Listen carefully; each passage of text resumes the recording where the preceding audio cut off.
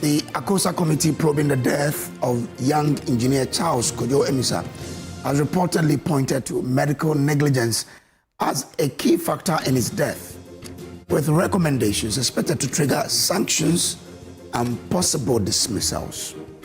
I don't know whether or not this will be done, but you remember that death of that young man who was knocked down, and taken around across how many hospitals? About 3 of them by the ambulance service. No one was going to take him. Now, the case has reignited public anger over Ghana's healthcare system, emergency response failures, and the growing concerns around the country's quote and unquote no bet syndrome. But beyond the headlines, many are asking, will this finally lead to systemic reforms, or will it become yet another tragic case that fades with time? Well, our panel would delve deeper into, because this is a matter that borders on all of us here. It could have happened to any of us, you watching or myself. So it's one that we would have to delve into deeper. So we will do that for you here on the show. We'll also examine the arrest and detention of businessman and political figure Hanan Abdul Wahab by the Economic and Organized Crime Office, EOCO. Yesterday when we spoke to his lawyer, he had indicated that as of the time we were speaking to him on Top Story, he had still not seen his client, and indicated that he will be filing processes today, on that particular development. Now, supporters insist the process raises concerns about selective justice and political targeting, while others argue state institutions must be allowed to investigate allegations without interference. So is this a legitimate pursuit of accountability or another example of perceived political harassment in Ghana's increasingly tense political climate? And the minority in parliament is taking Ghana's economic concerns beyond our borders. They've now petitioned the International Monetary Fund over losses at the Bank of Ghana. And these losses, when you listen to experts, depending on who you're listening to, will change for you. Now, the opposition argues that the central bank's financial challenges reflect deeper issues of fiscal mismanagement and weak oversight. Critics, however, say the move is largely political and risks undermining investor confidence at a delicate economic moment. Is the minority raising a worthy national concern, or is this much ado about nothing? Well, we'll delve into it and to find out what we must do, because those losses being reported by the BOG need to be scrutinized. Joining us this morning to unpack these issues include political analyst Dr. Joshua Jebuntie Zato, who will be joining us here, NDC National Executive Committee member Wanda Victor Kuto Esquire will be here, Director of Communications for the United Party Solomon Owusu, and of course Deputy Director of Communications for the NPP Kamal Dean Abdullahi. They will be here to help us unpack all of these issues. We have some news updates for you and other interviews on the show. My name is Samuel Kojo Brace, and I always do this with Emefa Akosua Adeti. On behalf of our production team and everybody here, I say thank you for choosing us this morning. Welcome. Let's start with the news with Denisia Homa Ejay.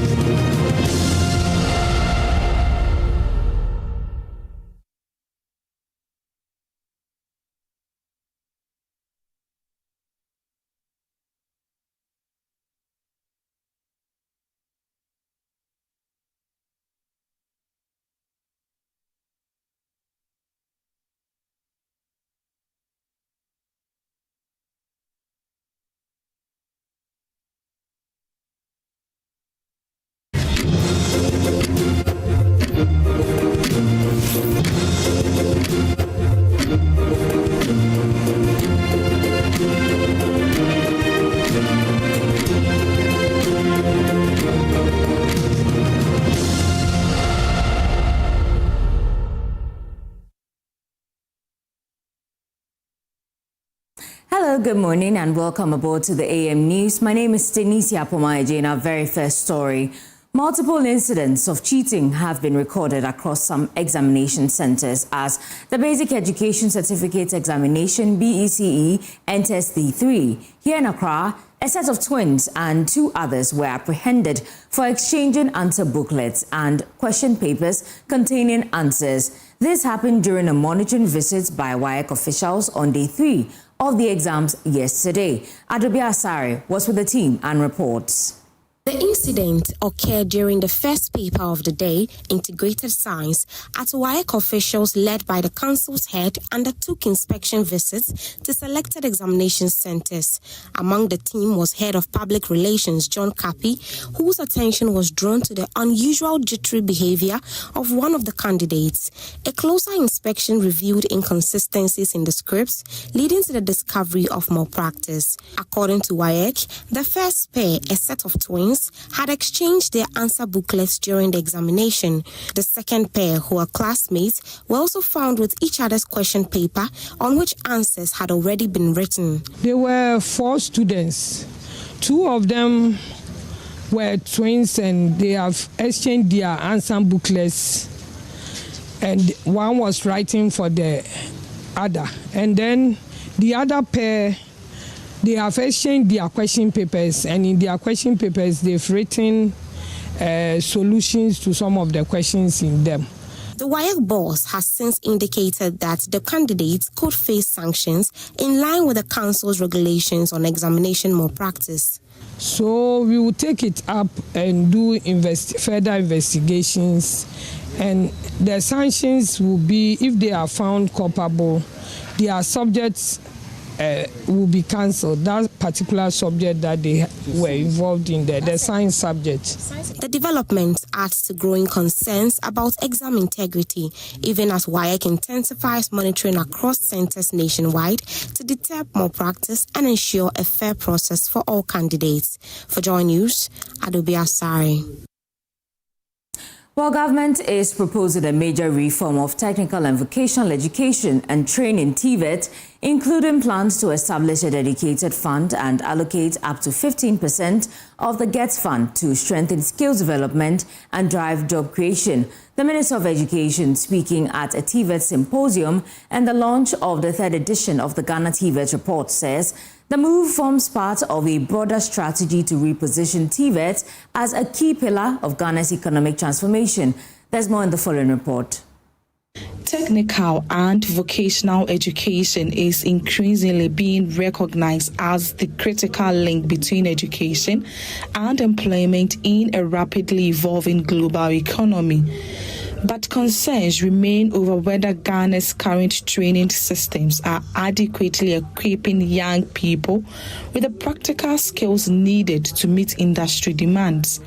Government says addressing this gap is key to preparing the workforce for a technology-driven future. The Minister for Education, Haruna Idris, was speaking at a TVET symposium and the launch of the 3rd edition of the Ghana TVET report, says government is committed to improving TVET and plans to create a special fund for it, with parts of the GET fund and oil revenue to support skills training. I want to assure this August gathering that currently I am before Cabinet seeking Cabinet's approval and by extension the approval of His Excellency the President for Ghana to have its first dedicated TVET fund to finance technical and vocational education. My proposal before Cabinet is a very simple but promising one. GET fund annually now gets 9.7 billion. Let's dedicate 10 to 15% of it for technical and vocational education, so that every other year in the GET fund formula, a minimum of 10 to 15% is dedicated for technical and vocational education. I believe I have the support of the President on this particular matter. The second is for Ghana collectively to dedicate 2.5% of our annual revenue from oil, dedicated to human capital development and dedicated to TVET. The initiative is expected to provide financial support for young people in technical fields, enabling them to start businesses and create employment opportunities. The Director General of the Commission for Technical and Vocational Education and Training, Dr. Zakaria Suleimana, noted that the Ghana TVET report builds on previous editions, with this year's focus shifting strongly toward the quality and relevance of skills training, especially in rapidly evolving job markets. This year, the focus is more on quality and relevance, with particular emphasis on HND and the National Qualifications Framework, and how graduates of the HND transition into the world of work. Every other thing that we have reported in the past, we are reporting on it now because we are looking at the state of skills. As government pushes ahead with plans to reform the sector, the success of the TVET agenda will largely depend on sustained investment, stronger industry collaboration, and a clear focus on quality training. Now, the long-abandoned Choko-Obeweku Chips compound is expected to be completed by 2027 after nearly a decade of inactivity due to change in government. Speaking at a ceremony to resume construction, the Member of Parliament for Ablekuma South, Alfred Okovandapoy, described the project's completion as long overdue. He noted that the facility will greatly benefit residents by providing access to basic healthcare services within the community, eliminating the need to travel elsewhere. More in the following report.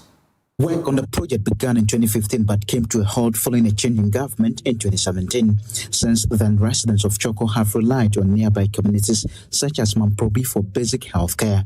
At an event marking the resumption of construction, the MP for Ablekuma South, Alfred Okovandapoy, who is also a former mayor of Accra, emphasized the importance of completing the facility. This project started during the era of His Excellency John Dramani Mahama, was completely abandoned during the MPP administration under His Excellency Nana Addo Dankwa Akufo-Addo. I'm very, very happy because I know what this project means for the people across the street, behind us, our left side and right side, sitting in the center of Choko. This will be a welcome project when completed. The Choko Maiche Ni Odoti Barima II has expressed support for the project, welcoming the government's intervention to improve healthcare delivery in the community. Today, those who started the project have come back, initiating the idea of continuing to complete it. And then Choko will also have the tip compounds that we are all yearning for. So it's our hope that this thing will be taken seriously and have this thing completed for our benefit. The contractor for the project, Alhaji Abdul Samid Abubakar, indicated that the CHIPS compound could be completed within a year or even sooner if adequate funding is secured. This is a CHIP compound. We are basically looking to have the 2 consulting rooms.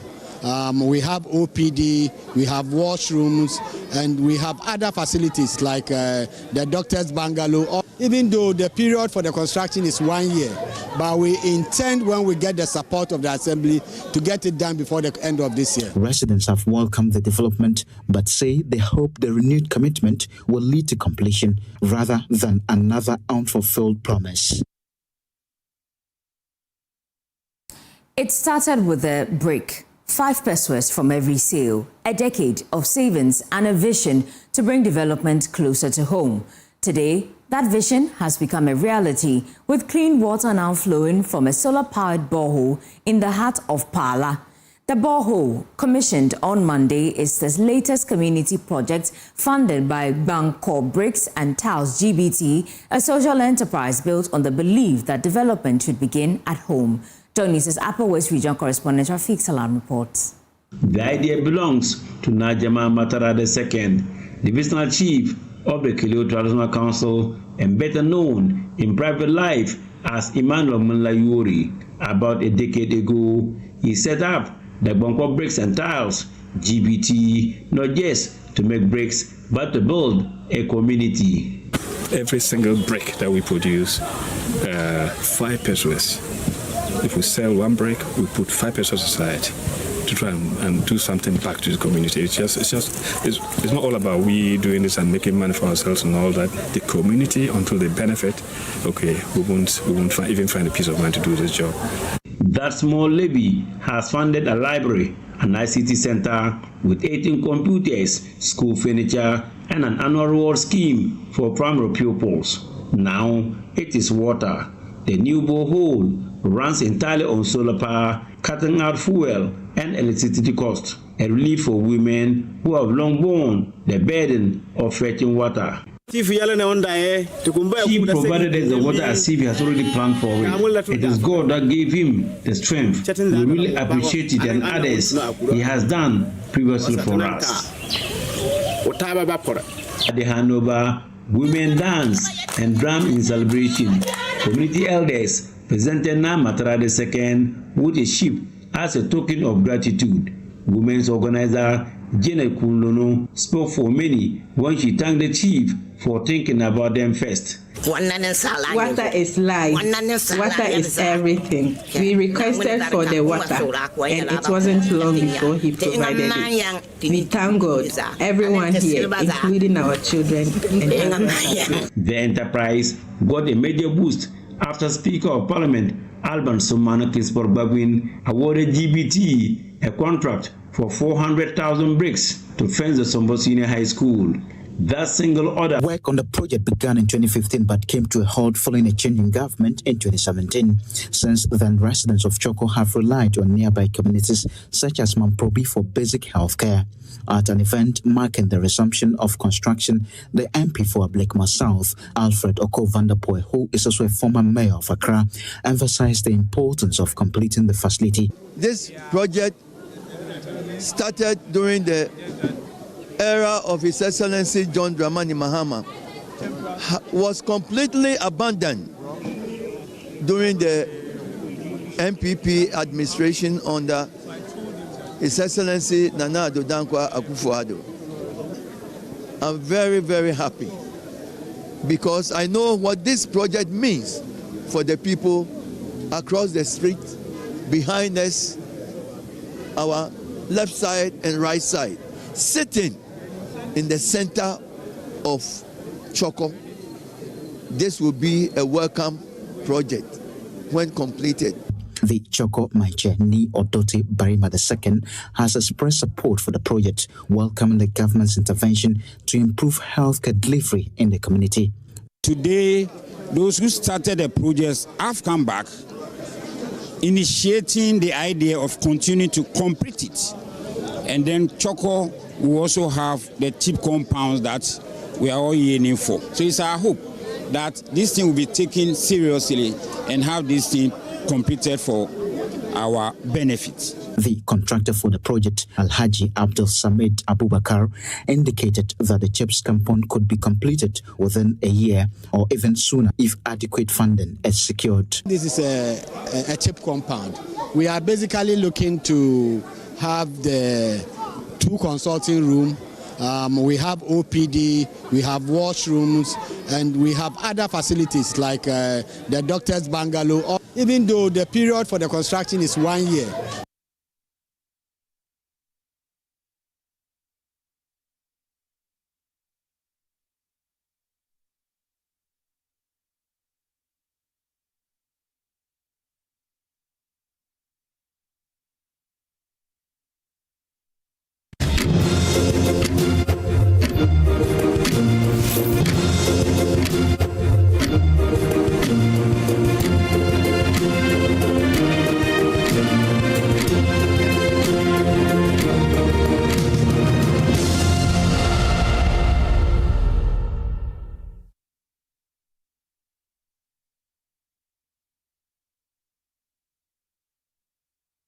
Well, it's now time for business. The Ahanta Pele Samuel Kojo Breeze is bringing us that.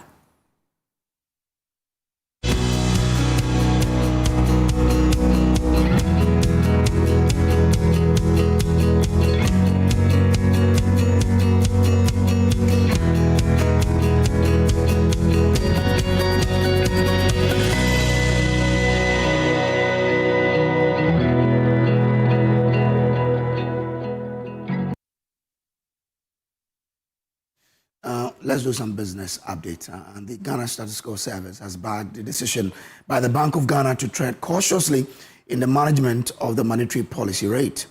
The comment followed concerns on easing inflation to record lows without a corresponding drop in the monetary policy rate. In his response, Dr. Alhassan Idrisu, government statistician, explained that due to the ongoing geopolitical tensions in the Middle East, coupled with the recent impasse between Ghana and Burkina Faso over the trading of staples such as tomatoes, implementing a conservative monetary approach is key to mopping up excess liquidity while encouraging an improved macroeconomic climate. March, 3.2 inflation, but the policy rate, the latest policy rate was 14%? Yes.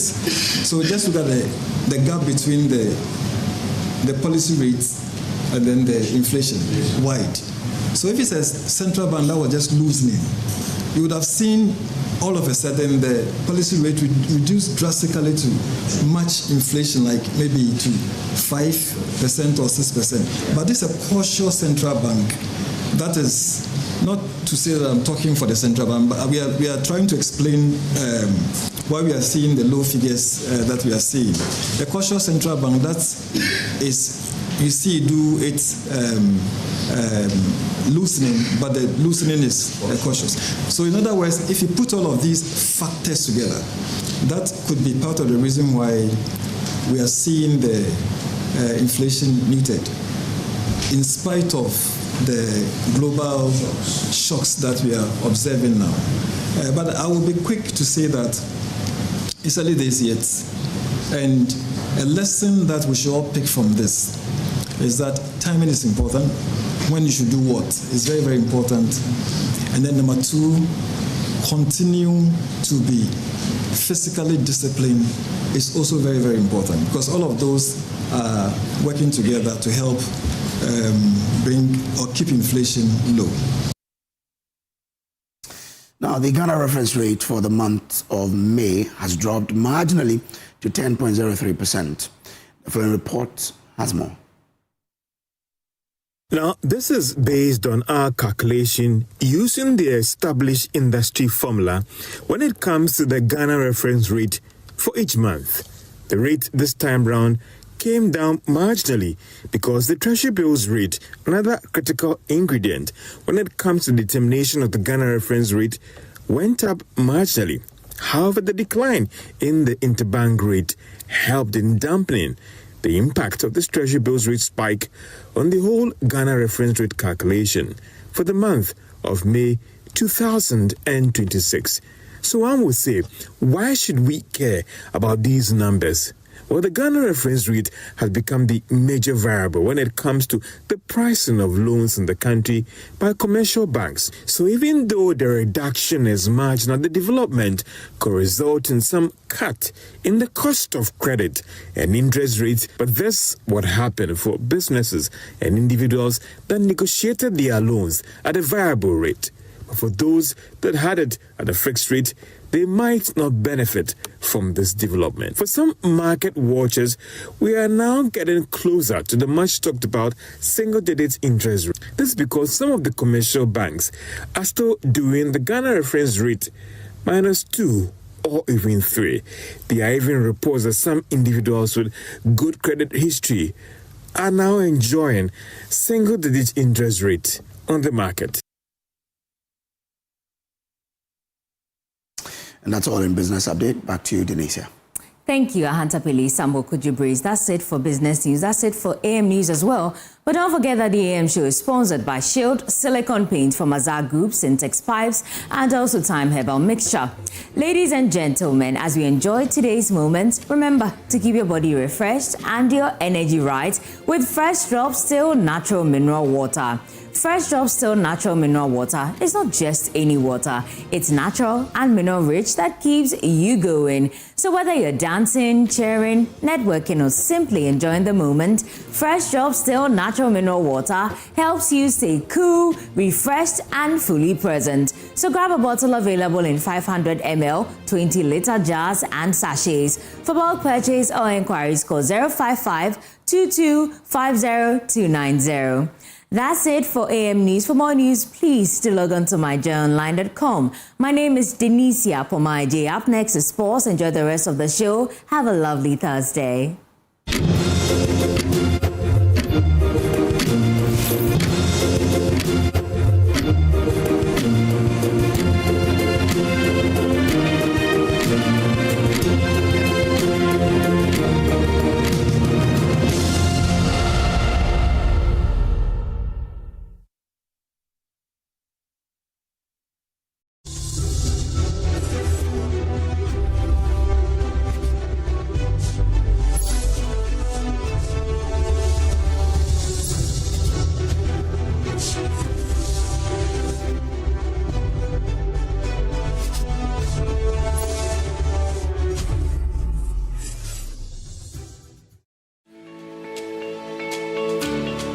Shield silicone paint repels water, dispels water vapor, is washable, self-cleaning, and durable.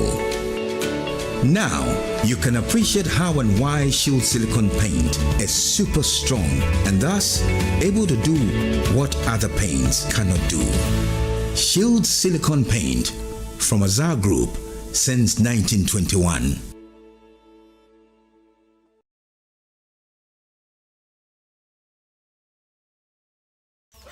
Now let me share my wildlife experience with you at Safari Valley Eco Park.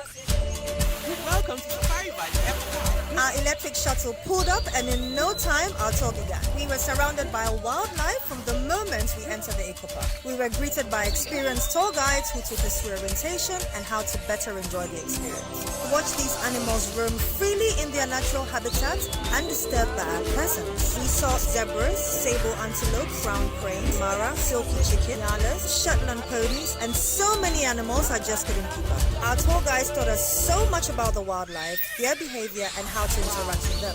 I even fed them. We also went fishing on a man-made canal. Then we took a break to have lunch in this serene environment. All this amazing experience for this price for adults, this price for teenagers. It's a bargain. As the sun began to set, it was time to go back home, but not before dinner by the campfire. It has been a thrill of a lifetime, and I can't wait till my next visit. Safari Valley Eco Park, bringing you closer to nature.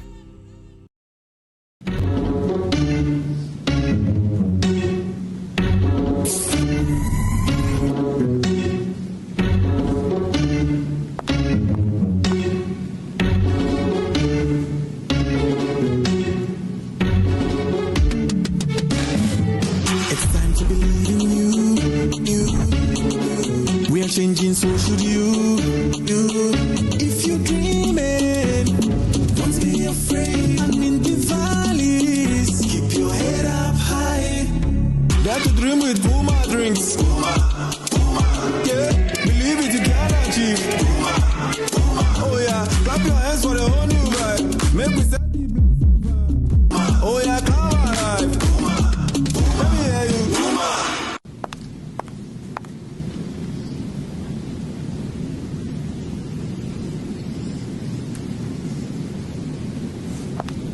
Puma Drinks, a whole new vibe. Another quality product from Casa Precon.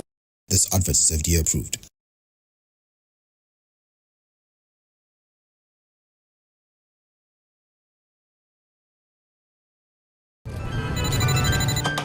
Hey! Is your tech holding you back? Feeling lost in the maze of outdated gadgets? Relax. Come with me to Configure.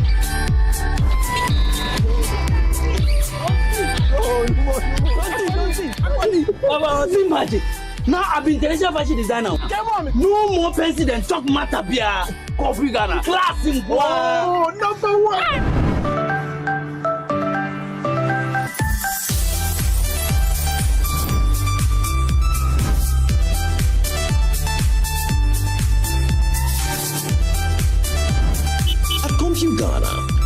sell electronics, we transform your life.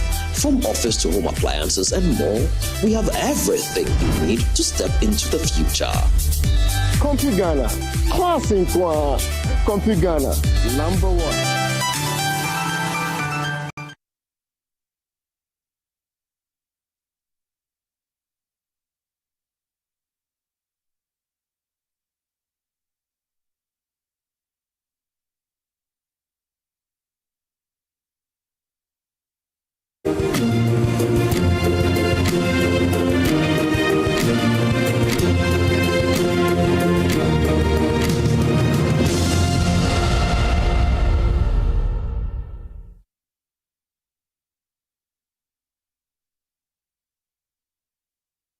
Let's bring you sports now on the AM show with me, Muftau Nabila Abdullahi. As you may be aware, Ghana exports billions of dollars of non-traditional goods annually to the USA. The 2026 FIFA World Cup match between Ghana and England will be in Boston, and so will the Made in Ghana Expo on the 22nd and 23rd of June 2026 at the Envision Hotel in Boston. Latina Traveler and Tour, in partnership with the Ministry of Trade, Agribusiness and Industry, invites Ghanaian manufacturers, entrepreneurs, artisans, food and beverage processors, fashion designers, beauty and cosmetics, pharmaceutical, medical equipment, real estate, banking and finance, building and constructions, and many more to leverage Ghana's World Cup moment and connect with international buyers, distributors and investors in Boston, where traveling fans from all over the world would converge in Boston, the city with the strongest Ghanaian diaspora presence. The expo will showcase Ghana's more powerful commercial business exhibition and business-to-business network with U.S. companies. Register now, call to reserve a booth and enjoy massive global visibility and clinch your share in the huge U.S. export market. Call Latina on 0244-260-789 or come to Latina Travel, located in the Alisa Hotels, Northridge, Accra. This Made in Ghana FIFA World Cup Expo is powered by the Ministry of Trade, Agribusiness and Industry. And also, March Hospitality Experience, they've also acquired a small batch of match tickets for the semi-final and the final of the FIFA World Cup. They are the only FIFA authorized agency who have been given the opportunity to sell these match tickets for the semi-final and the final. The semi-final is on July 14 and 15, whilst the final will be on July 19. So get in touch with us on 055-155-1119, 055-155-1119, or sales@marchexphospitality.com.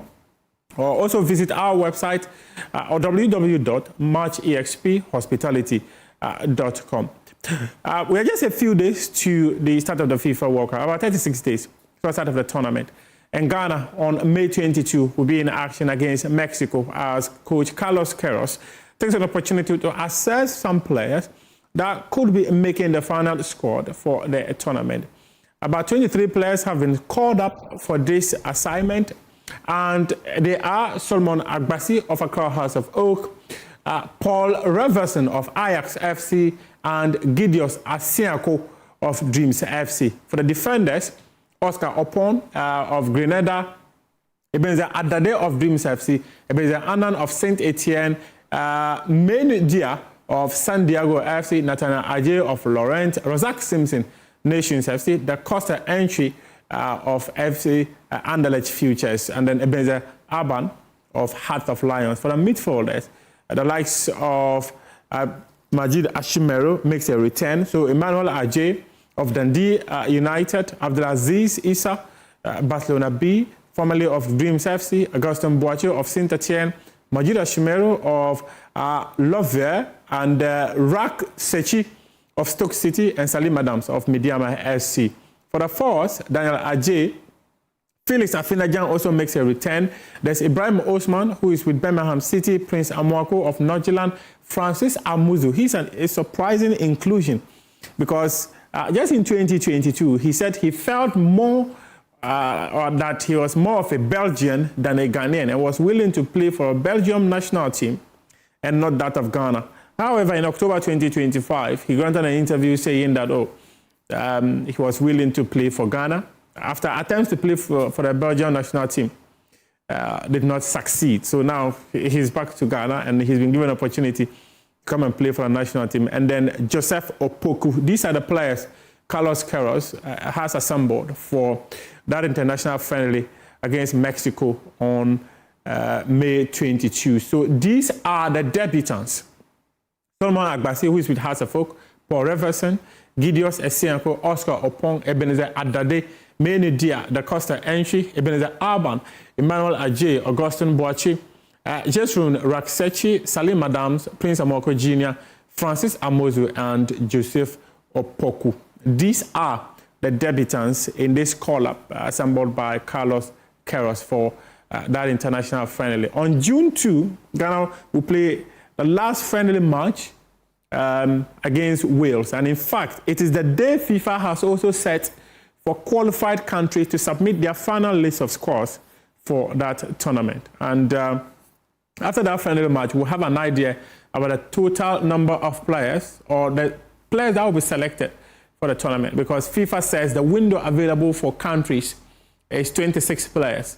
If we want to go with the same number of players just as they did in the 2022 FIFA World Cup. Now let's move on and talk Black Princesses. They are in Uganda for the second leg of their women's under-20 qualifier against Uganda. They won the first leg at the Accra Sports Stadium by 2-1. And the second leg will be happening on Sunday. Let's hear from head coach of the team, Charles Samson, who has been speaking ahead of that game on Sunday. Feeling has been very great. We had another plan for that game that it didn't really work for us, but to show that sort of character and resilience in the second half brought back the spirit that we expect in the team.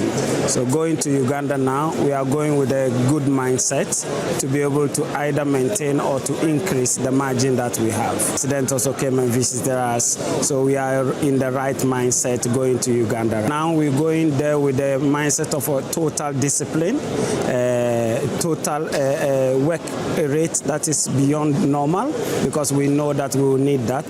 We know that there is an altitude problem in Uganda compared to us. So we are doing everything we can through the medical team so that we'll be ready and have the enough energy or condition to be able to deal with it. To Summer Athletics, Ghana is just 5 days away from hosting the rest of the continent in the African Athletics Championships. The West African country is hosting the competition for the first time in its history, and this is the 24th edition. Joy Sports' Victor Achu-Tamaklo has been visiting the venue to assess the readiness of the facility ahead of the competition starting on May 12th. Right behind the first shot put circle is a water jump for the steeplechase. For now, it is empty, but it will be filled with water as the main water jump. The steeplechase event is a 3,000-meter race including 28 dry barriers and 7 water jumps, demanding immense endurance and specialized jumping technique to maintain momentum over non-yielding barriers. Athletes focus on navigating water jumps, maintaining a steady pace with high energy conservation and managing tight competitive packs. In between the 2 shot put circles will be 2 vertical standards supporting a 4-meter horizontal bar placed 3 to 4 meters apart in front of a large safety landing cushion for the high jump events. 40 meters away from the shot put area will be the first of 2 different piles of sand. So this is the setup for the triple jump. This is part of the 40-meter runway that you're going to see athletes not necessarily walk on. They'll jog a bit. Some would run on that 40-meter runway. It also has a wide lane. And then right ahead, you see the landing pit, which is roughly 9 meters wide, or 9 meters long, I beg your pardon, and then 2.75 meters wide. So the last time a major tournament was held here, and I'm talking about the 2023 African Games, March 2024, we saw the Burkina Bay international Fabrice Zango. He did 16.97, I think, to take the men's category of the triple jump. And then the Nigerian Ruth Osoro also won the women's triple jump with 13.87. Also, if I'm not mistaken, to win that triple jump event. So this is where the honors are going to be competed for. And it is possible that you may see a Ghanaian athlete, at least that's the Ghanaian bias in me talking, winning the triple jump. A few meters away from the triple jump sits the second pile of sand for the long jump event. It is likely to be replaced before the event on May 12. Pole vaults, discus, hammer, and javelin throws will all take place on the field. All track events will happen on the Mundo Lake tracks, including the relays. For a lot of you who will be coming here to the University of Ghana Stadium for the African Senior Athletics Championships, you see this prefabricated, vulcanized rubber put together by Mundo is what will catch your attention for two reasons. Because it will host the final of the 100-meter event, both men's and women's categories. And then, of course, the one that's everybody's favorite, the 4x100-meter relay event. And this is the starting space where the athletes will line up to go against each other. Now, the last time, 2 years ago at the African Games, it didn't go as well as Ghanaians expected because we did not win gold. Not in the 4x100-meter event, not in the 100-meter events either. And Ghanaians will be hoping that from the 12th of May, when the rest of the continent gathers here for the continent's elite athletics meet, this track will deliver the luck, elements of good fortune, whatever it is, to favor Ghana's relay team and the sprint teams to excel.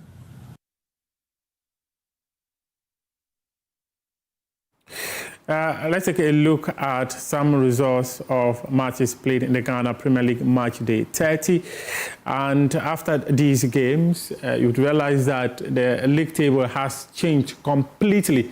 So as it stands now, Brecum Chelsea, they won by 2-1 against Mediama SC. And that victory for Brecum Chelsea clearly means that Mediama SC have lost some yards in terms of their quest to win the Ghana Premier League table. Bibiani Gold Stars, they won by 2-1 against FC Samatex. And also, House of Oak drew 0-0. People call them the draw masters now. They drew 0-0 against Kerala United. Straight Draw All Blacks won 5-2 against Teshiman 11 Wonders. That is the result over them. Young Apostle also won 3-1 against Vision FC. And then we have Bechem United losing 2-1 to Dreams FC. These were some of the results chalked on match day 30 in the Ghana Premier League. Pasaka Holy Stars won 2-0 against Adiana Stars. Kumasi Asante Kotoko won 3-0 against Hohoe United. In fact, that game did not happen. It did not happen because Hohoe United have pulled out of the Ghana Premier League, following what the club described as poor treatment being meted out to them by the GFA. So any team that comes against Hohoe United gets automatic 3 goals and 3 points in that game. Heart of Lions were at home and they lost 1-0 to Nations FC. So this is how the results panned out on Wednesday in the Ghana Premier League as match day 30. So 4 matches more to end the season, which clearly means that there are still 12 points more to fight for by these teams. Now, Mediama SC sit at the summit of the Premier League table with just 2 points advantage. We're going to be bringing you the highlights of the UEFA Champions League semi-final fixture between Bayern Munich and PSG. PSG and Bayern Munich played out a 1-1 draw in that contest as PSG makes it to a back-to-back final in the UEFA Champions League. They will come up against Arsenal on May 30. And guess what? Joy Sports and Haze FM will be at the Aviation Social Center on that day to bring you the final of Rep Your Jersey.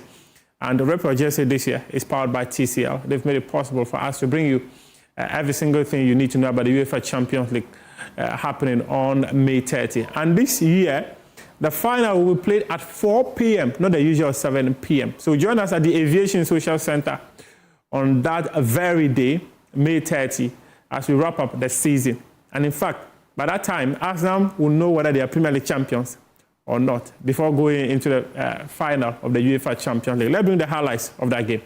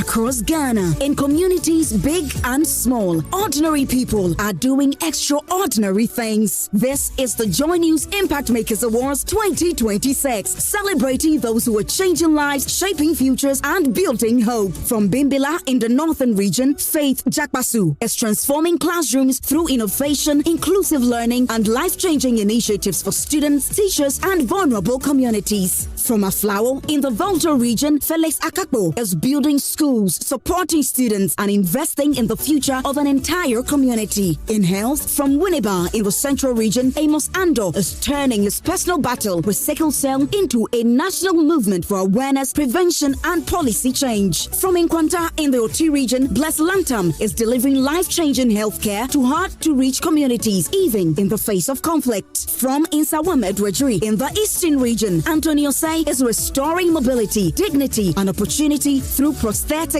and outreach across Ghana. From Adenta in the Greater Accra region, Valerie Ajatia is empowering amputees with hope, rehabilitation, and the courage to rebuild their lives. From Anyanui and Noga in the Volta region, Reverend Christian Valeto is rescuing, treating, and reintegrating neglected mental health patients back into society. From Akuse in the eastern region, Alberta Aite is mentoring, educating, and empowering over 1,000 girls to dream beyond limitations. From Breku in the central region, Isabella Akwabwa fighting period poverty and equipping women and girls with skills for independence. In Wash, from Sirigu in the Upper East region, Dr. Anthony Akunzule is improving livelihoods through clean water, education, and economic opportunities for women. From Akache in the Volta region, Senior Bomita is transforming communities through schools, clean water, healthcare access, and youth empowerment. And for the Corporate Partner Award from the Cape Coast Youth Development Association is empowering thousands of young people through education, skills training, and community development. These are not just finalists. These are change makers. They are nation builders. They are Ghana's true heroes. Joy News Impact Makers Awards, celebrating ordinary people making extraordinary impacts. Who takes this home? The 2026 Joy News Impact Makers Awards is brought to you by Ghana CEO Summit, a decade of leadership impact. Labadi Beach Hotel, Ayuda, Ghana's #1 services app. Abakun, Services Bebre, New Crystal Hospital, growing in good health. Sulas Enterprise, where quality meets affordability. Water Aid Ghana, change starts with water. Ghana Chamber of Mines.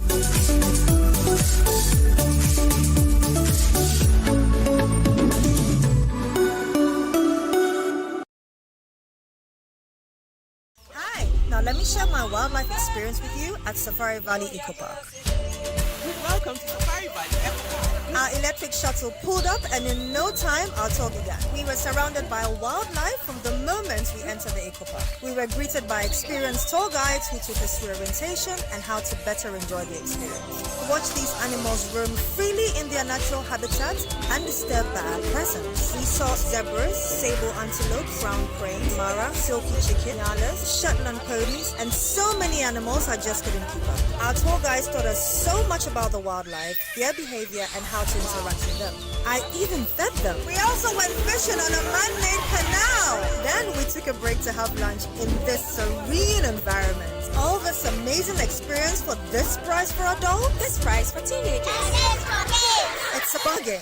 As the sun began to set, it was time to go back home, but not before dinner by the campfire. It's been a thrill of a lifetime, and I can't wait till my next visit. Safari Valley Eco Park, bringing you closer to nature.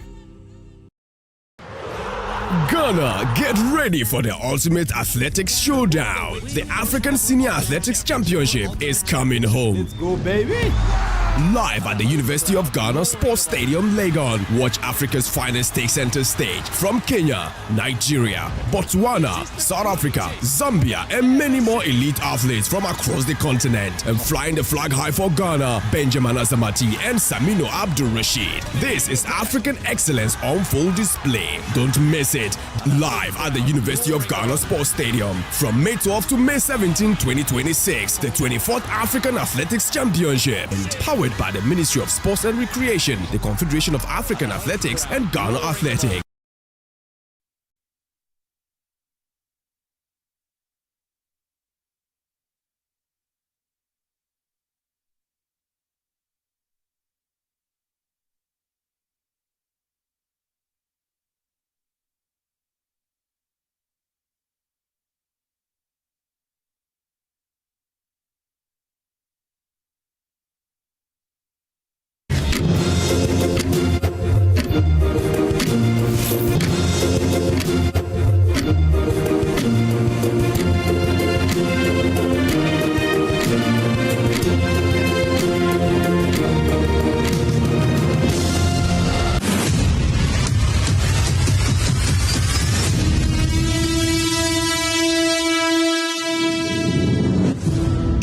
Past 11 p.m. at Timber Market in Accra, but sleep is still far away for many residents here.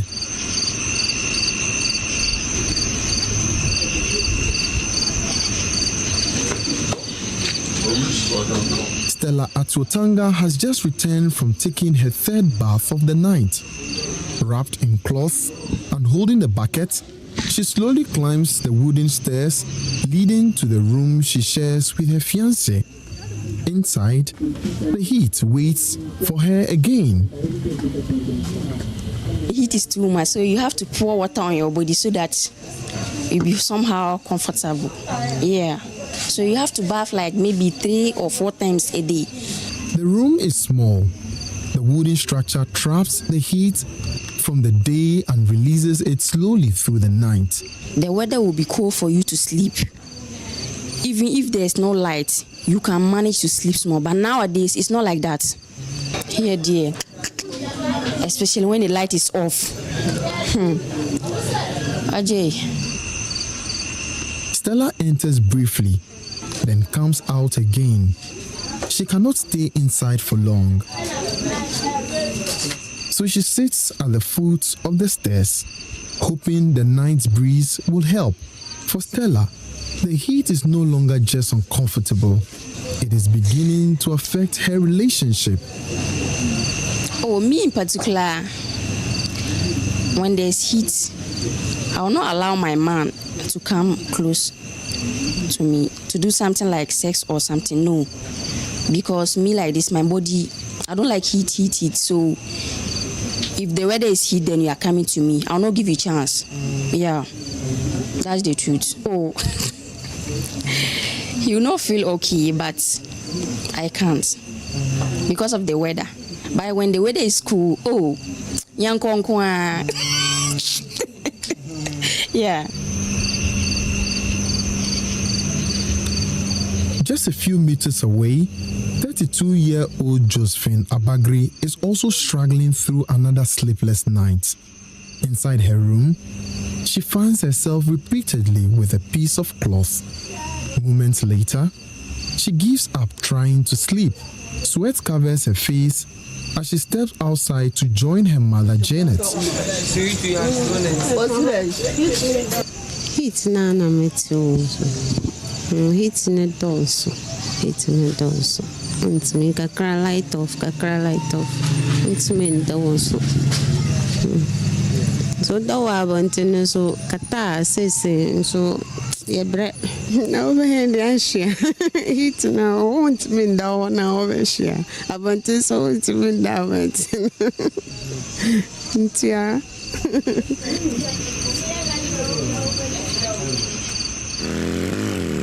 Hundreds of kilometers away in Brumo, in the northern region, another climate struggle is unfolding. The dam in the community is almost dry under prolonged extreme heat and declining rainfall.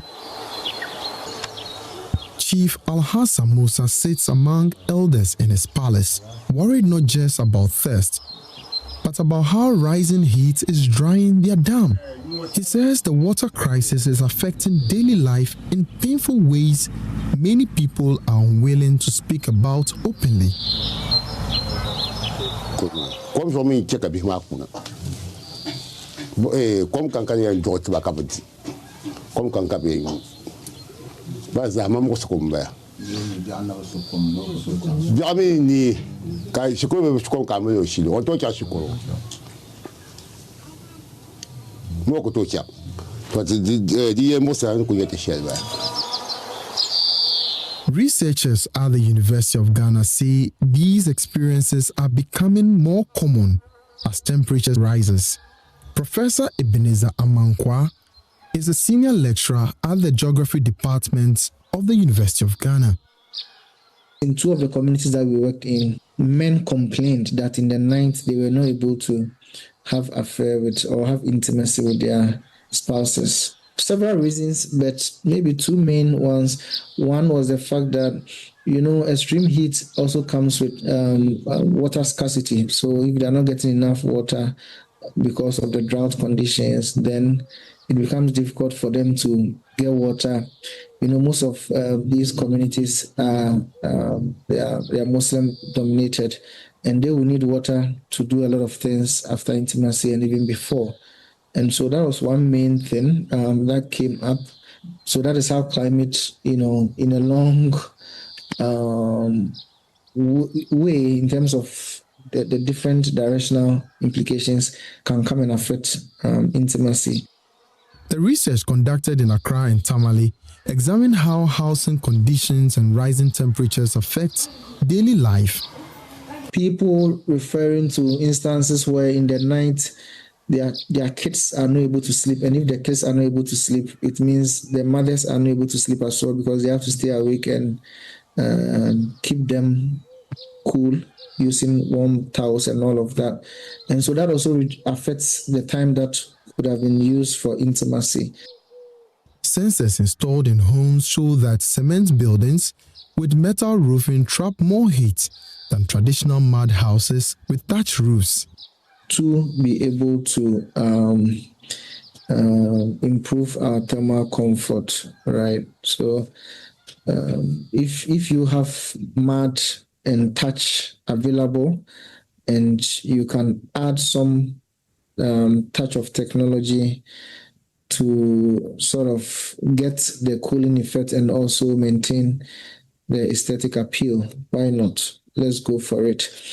If you are in a community where we tend to have the trees, don't cut them, but then use them to provide tree shade during the day. People can sit under and then escape from the boiling effect in the rooms. And then, let's adapt well to this changing climate because it's going to be with us for a long time. And a lot of the things that we can do is to adapt. And as we adapt, let's use the local resources we have. And let's not throw away our local technology as well. Across many communities, the night no longer brings relief. Even after midnight, people remain awake, sitting outside their rooms, struggling through the heat. Fans continue to run, but the discomfort lingers. For many families, climate change is no longer only about rising temperatures or dry dams. It is disrupting sleep, affecting health, straining relationships, and changing daily life in ways that often go unseen. And long after the sun goes down, the heat still refuses to leave. Emmanuel Jivenu, Joy News, Accra. CDK in Ghana, University of Ghana Center for Climate Change and Sustainability Studies with funding from Claire R4I Opportunities Fund.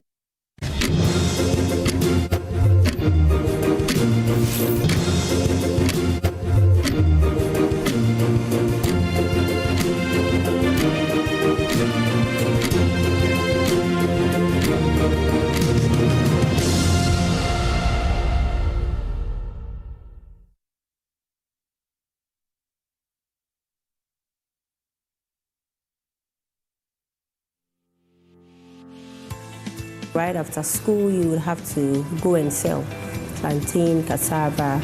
Sometimes you fry pastries, what we call ariesu or banfo bese. It was a very big dream of mine. I did try, but I was not selected. Maybe I wasn't tall enough. 2 years after the national service, and that is where I realized I wasn't a banker. Okay, so what did you do? Something. Cleaning. So you left your job? I left the job to go and start all over again. One thing about me is I never give excuses. If I put my mind to something, I just move because time waits for no one.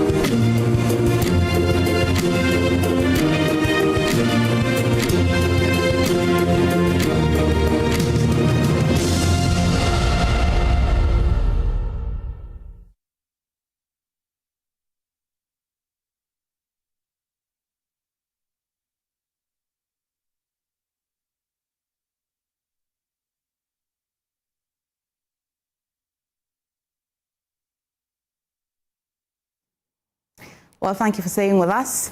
You're watching the AM show. We're just about to review the news. A lot of matters are rising. It's quite busy yesterday. And their hand to play is by the board to start with the headlines of the newspapers. You have a beautiful dress. Thank you so much. All right. Let's do the papers now. Now from the Daily Graphic. Medical neglect. 7 to face disciplinary action over Charles Amissah's death. You remember that young engineer who died after he was knocked down by a vehicle, rushed to 3 hospitals, but he was denied health care. The committee has identified some people who have to face disciplinary actions, and the Ministry of Health says they will face those actions. We'll bring you details when we sit down. Gumwa Central will be West Africa's trade hub within 10 years. Kwame Asario, being MP, Gumwa Central says he's implementing a lot of ideas to make that happen.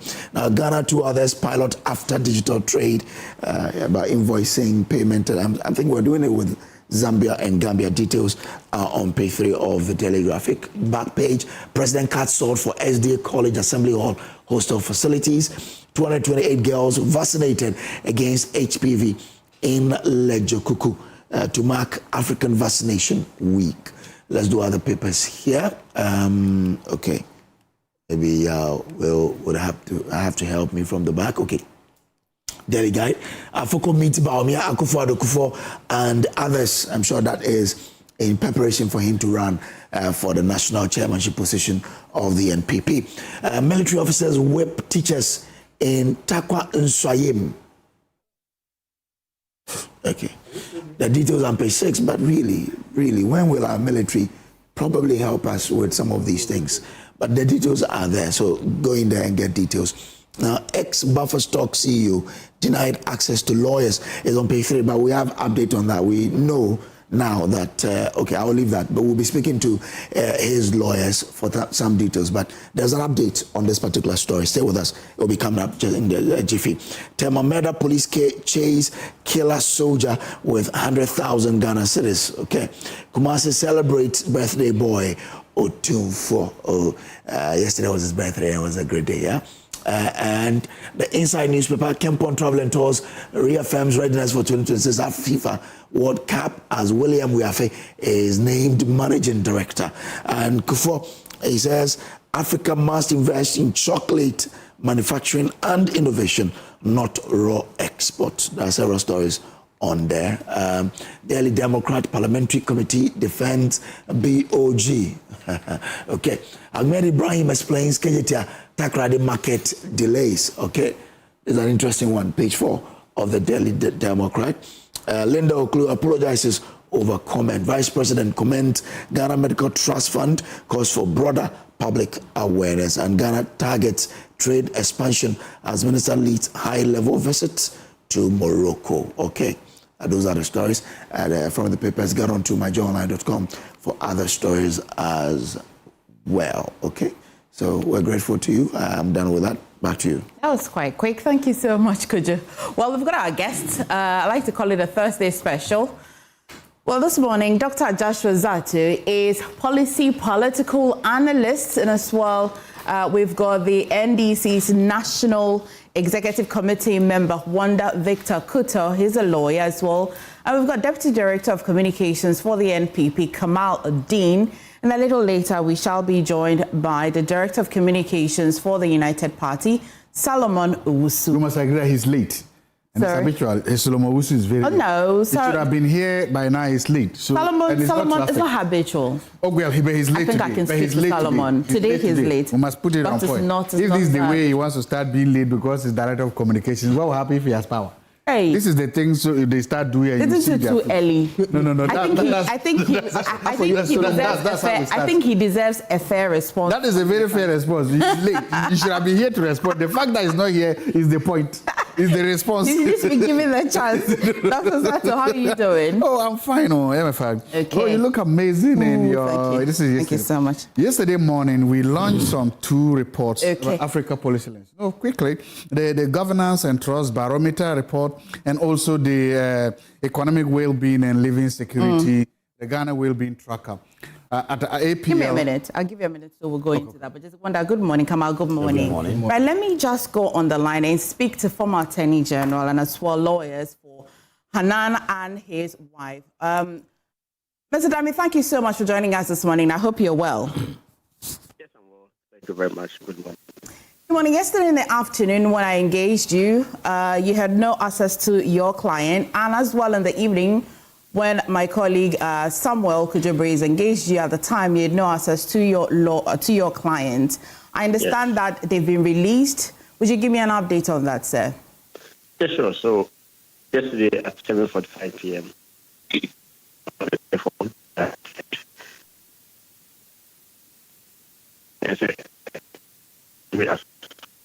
You will kindly just reposition yourself so that we can hear you.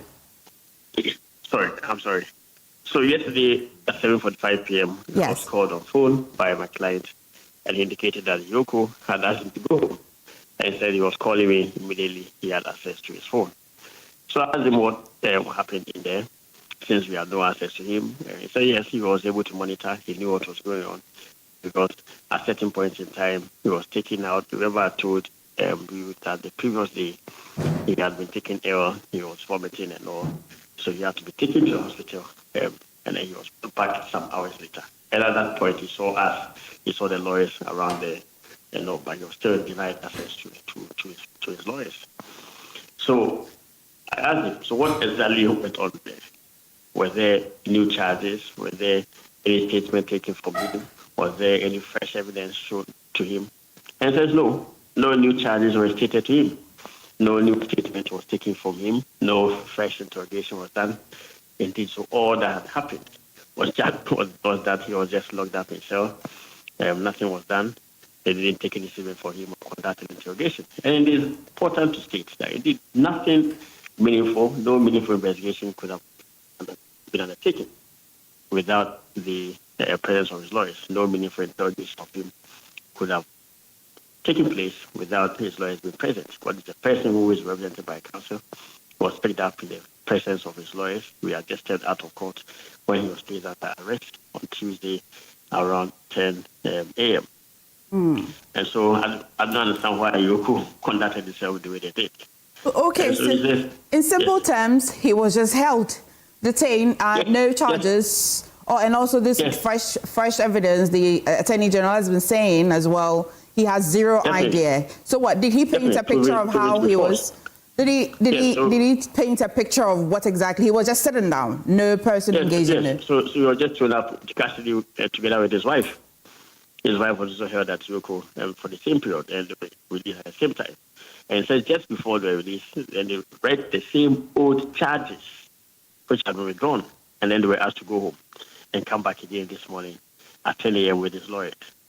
And I find it very mind-boggling and quite serious, because the development only confirms the statements I made to you yesterday, that all that drama was just a face-saving attempt by the Attorney General and Yoko after they had withdrawn the earlier charges which were pending against them in the court of law. Well, there's absolutely no justification after the withdrawal of the charges for them to be locked up, denied bail, and denied access to legal counsel. Because the couple, as I indicated, already were on.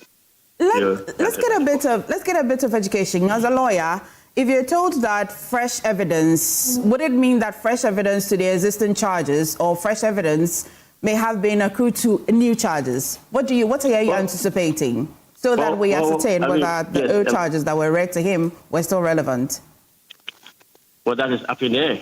It's up to them. So it is up to them to indicate the nature of that fresh evidence that they had. As to warrant the person being thrown into custody and being denied bail. Because it only presupposes that there will be the need to conduct interrogation of the accused persons or the suspects.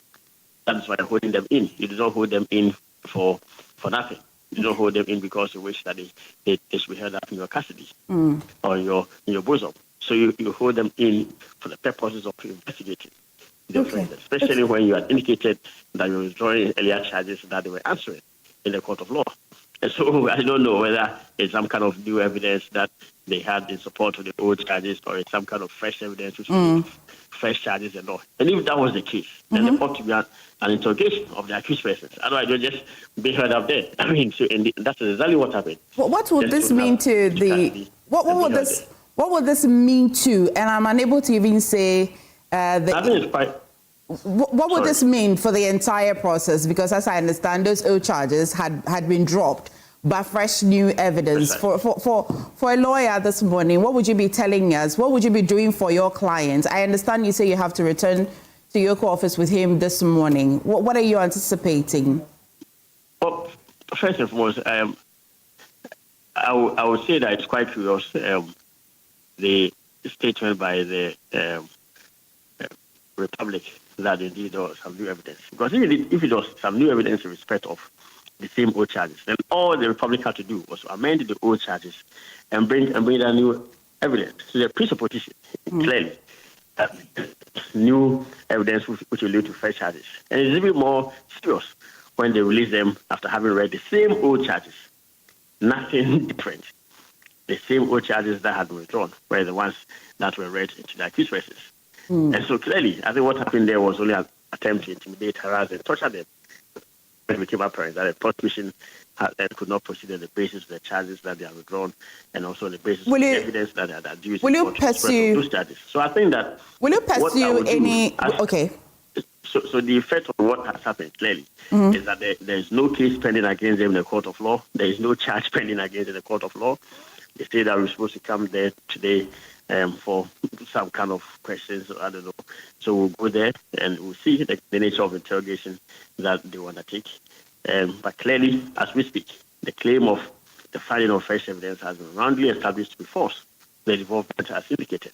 Do you think your client's rights have been infringed upon in any way, and what would you do for some sort of restitution? The provisions of the human rights chapter in the Constitution are clear. We could institute an action in that regard.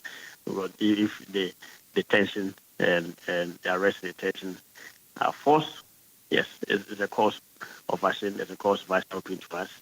But I'm saying that this morning, as a first step, we'll just find out exactly what is happening. Subsequently, if we find all this to be a ruse, as it's panning out to be, and that clearly there's no fresh evidence at all, I think an action for harassment and intimidation will be a proper step to take.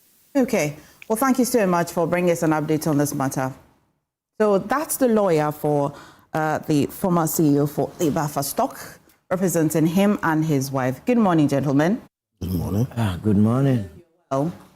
I was leaving this seat for Solo. He came and he ran and went. He's mighty generous.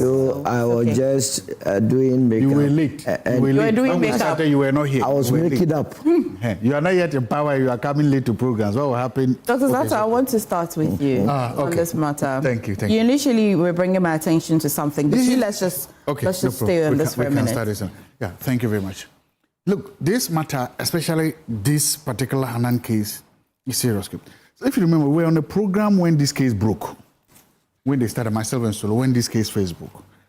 And when it broke, and you saw, let me say, the charges and what they said, I just sat there and I said, this guy is going to jail. This is just true. He will just be in jail. They will throw away the case. The case and the allegations, again, were so atrocious, were so serious that if you heard the press conference, if you saw the charges, you're just going to say that nothing will save Hanan and the wife. In fact, I even said here, and I made a small joke that MPP people, when they accused that they with their wives and they are romantic, and that thing rather went viral instead of this thing. Especially because if you understand, it was coming on the back that in 2024, one of the biggest issues about secondary school was the lack of food in secondary schools. Yeah. You remember that thing? So my question then was, why would this man with such amounts of money sit down and allow the school and his political party to suffer and endure this all the way up to the defeat? So we talked honestly that this was it. And then after almost a year of prosecution or whatever, for the Attorney General to withdraw all the charges. Now, I was still waiting for a small caveat because and I just heard it from Godfrey Dame here that when he went there, they did not interrogate him. They just made him sit in an office for almost 24 hours. Then I realized that, no, I was wrong. Condemn Hanam that quickly and that fastly. I was wrong. Because something fundamental is happening. You do not go to court in a very high-profile case like this for over a year only to come out and withdraw the charges. And as at now, we still don't know what it is. My point is, why was it necessary for Mr. Anan to be taken to court to Yoko and kept there overnight? Why was that necessary? The guy was already on bail. Couldn't he have continued on the existing bail? He had not attempted to run. He didn't do anything against his bail conditions, right? The charge, he didn't do anything. So far, we've not been told by the state that you were on these bail conditions. You have breached them. So now we don't trust you. No. There's something different also about how the NDC is pursuing it like this. Look, I was looking at something. Almost all the high-profile cases that Godfrey Dame and Gloria Akufo-Addo tried during the APB years, almost all the suspects, let me call them, were given bail on self-cognizance. Almost all of them. Maybe one almost, or two. Yeah. Almost. But not all of it. Yes, almost all of them were given bail on self-cognizance. That means that the state believed that you can or you should be able to what?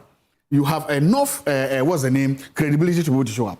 That has not happened under the NPP currently. Under this Attorney General, none of the visible or high-profile people have been given any bail on self-cognizance. That's one thing. Two. Not the Attorney General that grants bail.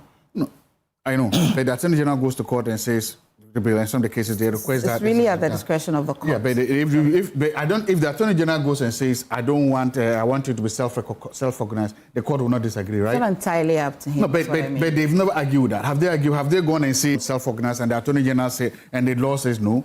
No. So he says that, he says what he wants and he gets it. That's the point I'm making. Secondly, there is something called, I'm a good student of Law and Order, the show Law and Order, right? Then they say they read what they call your Miranda rights. And they say you are Miranda rights. Mr. Solobowusu, you are under arrest for so. You have a right to attorney. Whatever you say can and all will be used against you in the court of law. If you cannot afford attorney, blah, blah. One of the first things about that Miranda rights is your right to an attorney. Your right to an attorney. Martin Pebu is a human rights lawyer. He came on and claimed that he had a client who was kept by the security services for almost 3 weeks without access to a lawyer. Martin Pebu came out and said, my client was kept in prison service for up to 3 weeks without access to lawyer. That fundamental human rights things. He himself, when he was taken, he wasn't given access to his own lawyers. The same thing is happening here. Then the question I begin to ask is, what is it? Why is this happening? Why are you denying people very basic, fundamental access to lawyers? It is not more prosecution, it's persecution, it's torture. Because look, again, so look and bear me out. I will never sit anywhere to defend anybody being held accountable for his actions or inactions. I cannot say that. But can we do that respecting their fundamental human rights? Can we do that and know that we are in a civilized democratic dispensation? Can we say that your rights, you have them? What will it take to say that you have access to your lawyer? Will that prevent you from being convicted? So my point is that you need to see that this, especially Iyoko, and I'm saying Iyoko because I hope I don't finish and they come and pick me up. The Iyoko boss was a big victim of sightings when the NDC was in opposition. Raymond Acha was. In fact, the state, or people enabled by the state, destroyed his own property. Like he was a victim. I had it on air. My question then is, it means that he was at the receiving end of the coercive powers of the state. He was at the receiving end of the brutality of the state. He was at the receiving end of the injustices of the state. Today, if you are in power, I believe that the reform should start from you. Today, you should then say, look, I suffered it. And I don't want this canker or this cancer to continue. Because if it does, tomorrow, we don't know who else it will be. There's no what's happening. A lawyer, a very prominent lawyer, sent something today, wrote something to this, but I want to read it. His name is Samson Anyanene. Or Ayenene. This is what he says, pray. In the ordinary course, when prosecutions withdraw charges in an ongoing case, the court discharges the accused. That if law enforcement rearrests the accused to face fresh charges, the accused must be promptly processed and restored to their original bail. It's grave abuse of process, unconstitutional and indefensible, to detain the accused in custody and deny them access to counsel. It's most unfair and unjust. I don't want to politicize it, but you begin to ask yourself, is this the reset people voted for? It looks like somebody or some people are out there to seek vengeance. It's no more to seek justice. And when you, because that's the question people are asking, you have the guy for over a year. Oh yeah, you have him. They have obeyed all their distance. You take him today and they have children, small children at home. Where is your humanity, Mr. Yoko? Okay. Let me, Wanda, let me engage you, especially because you're a lawyer. If you were the lawyer for Hanan and his wife, what would the case look like to you this morning? Yeah, thank you very much. Good morning to you, my big brothers here, and to our viewers. Normally, when the prosecution withdraw charges, it's as a result of a number of factors. It could be that there's fresh evidence, procedural errors by the police, change in circumstance. Could you kindly speak up for me? Then insufficient evidence. These are the grounds on which charges could be withdrawn. So we have to put in context why all of this. The Attorney General was quite straight, says fresh evidence. Yes. And you've cited it as one of the reasons that could be why charges will be dropped. For me, like my big brother said, for 1 year, I take the view that probably the case was rushed. Proper background investigation ought to have been done. I'm speaking as a lawyer. Proper investigation has to be done before the trial starts. But be that as it may, I'm happy that today the lawyer for the accused person is a former Attorney General. Maybe he will reflect, he will have some sober reflection on some of his conduct when he was Attorney General of this country. You saw the James, the Deputy Foreign Affairs Minister, as Sinnoff MP. You saw his trial, the conduct of that what was the conduct? At the time. To the extent that he was even pushing for a daily trial of... Because we complain that the system is a bit too slow. And so in some cases, we see lawyers advocate for daily trial. In some other cases, too, yes, some distances in trial. Yeah, one of the principles of justice is consistency. When Domolovo had issues, by the time the ruling came, it was smooth. By the time the ruling came, the issues were smooth. They were hardened criminals in this country. Persons standing trial for Galamsey, they were not tried daily. But just because he was a member of the then minority, the Attorney General called for daily trial of the Sinnoff MP. So I'm just saying that maybe today he will reflect on his conduct as an Attorney General and see whether he treated people fairly. For me, pursuant to Article 19 of the Ghanaian Constitution, I believe in the presumption of innocence. So until Hanan is convicted, for me, he's innocent. Under what circumstances would a person be held in Iyoko, particularly custody, without access to their lawyer? Under what circumstance at all? Really hard circumstance? For me, I won't support Iyoko keeping somebody without access to the lawyer. No, I won't support that. That I won't support. I mean, to be fair, we have not had any responses by Iyoko whether or not they indeed prevented access to the lawyers. So we're discussing this solely based on what the lawyer for Hanan has been saying. Yeah. But to ask, have we tried reaching Iyoko? Have they declined to speak on the matter? I like to think that Iyoko has heard this narrative from yesterday. Nothing prevents them from releasing the statements like they do in other matters, if you understand what I mean. Yeah, I get you. But maybe we should try and also contact them, because hearing from this is also crucial to hearing both sides on this matter. For me, I have a very fundamental argument when it comes to criminal. So particularly, it is wrong what happened yesterday to this morning. Not necessarily. It's not wrong. Not necessarily. Legally, it's not wrong. No. What are you advancing the argument on, morally or legal grounds? The point I'm making is that it is not unusual for charges to be withdrawn, and I've given you the grounds on which the prosecution can withdraw charges.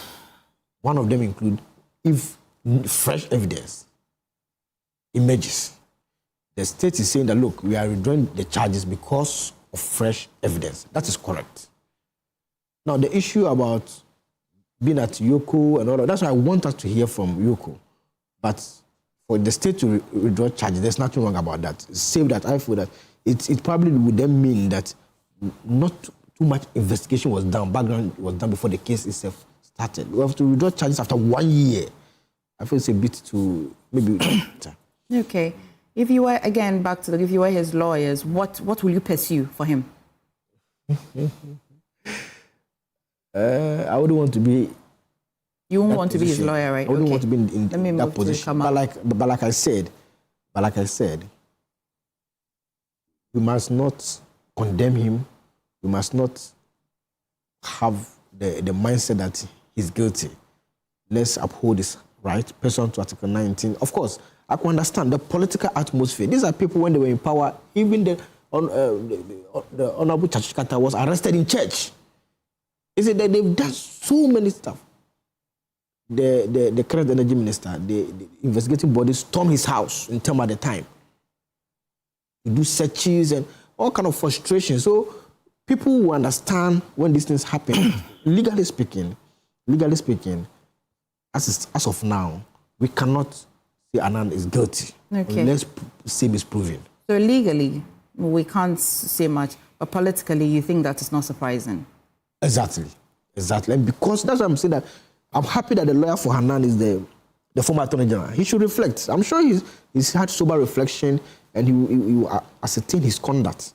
At the time I was in active practice, I written some of the arguments in court.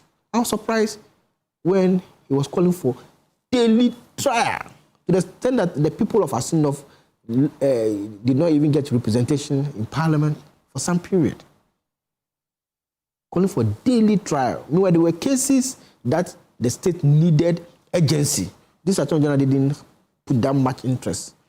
And because the member of Parliament at the time, is still a member of Parliament, was part of the minority, you could see that there was that political witch hunting, I should say. I see. Targeted at him to get him out of Parliament. Okay.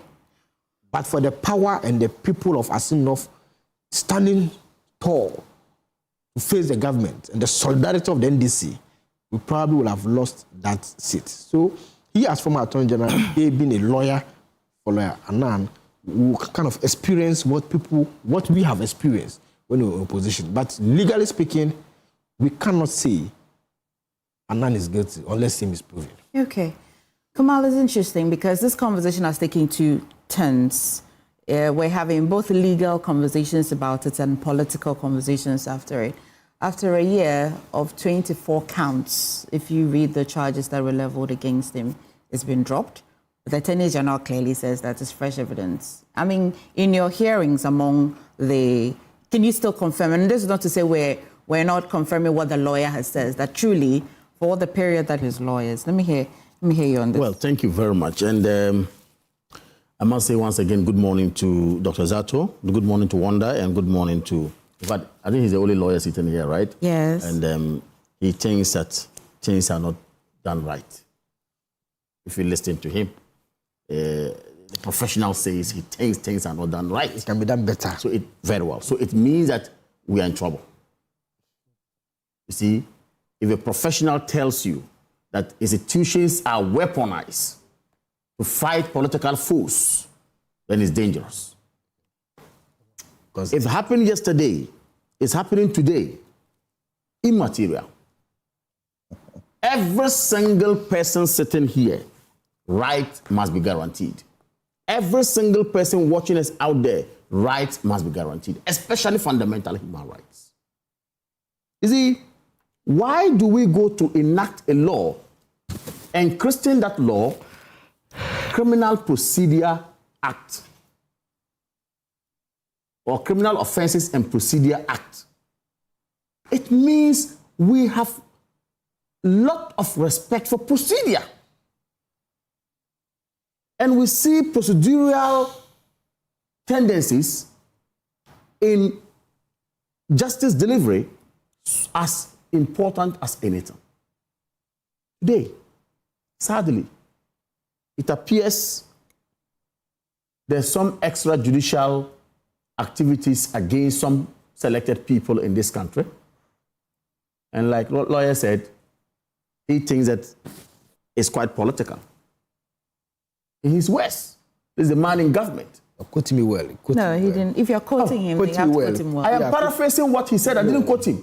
He brought the bit of politics. That's why you told me that the conversation is now on twofold: politics and then legal. That's political. And like lawyer said, yes, of course, he actually spoke about politics. And I'm saying that people are weaponizing institutions, okay, against their political foes. And actually, procedure is kept somewhere.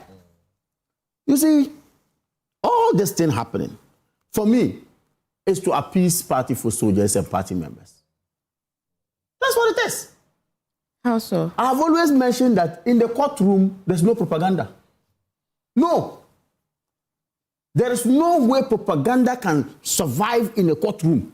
The judge sitting there has a reputation to guide. That is why there are some cases no lawyer even dares to cite them in court, because of the judgment that was given. Okay, goes with that judge. How bad it is. So every single judge sitting on the case is careful, okay, not to go and leave the law aside and do what he wants to do. That is why when you come before that judge, the judge will say the rule of the game is evidence. Provide your evidence, juxtapose same against the laws that you are actually thinking, saying that it has been frowned upon or it has been trampled upon. Let the judge look at it, and then, of course, also look based on whatever and make his inference and then make his judgment, as it were. So my point here is that when you come into power and you set up a body called oral and go into the public domain to run down people, run down their reputations, say all manner of things, crucify them, in fact, even convict them in the public domain. Now you get to court, and then after some months down the line, what you have to do is, I've had fresh evidence and I want to withdraw, discharge him. After discharging the person, he's arrested. The same case or charges that you level against him is what, again, the same institution is level against him again. But that's proper. No problem. That's because of the... Yes, that's proper. Question is, procedurally, are you supposed to be entitled to attorney? Dr. Zato ventilated that clearly when he cited the respected lawyer, Samson Ayenini, what he wrote. Never on earth should we deny anybody a legal counsel. Do you know that when you are arrested, you can keep mute? Yeah. You will not say a word. You can decide to just be deaf, dumb. You say nothing. Sit down. You have been arrested until my lawyer is sitting there.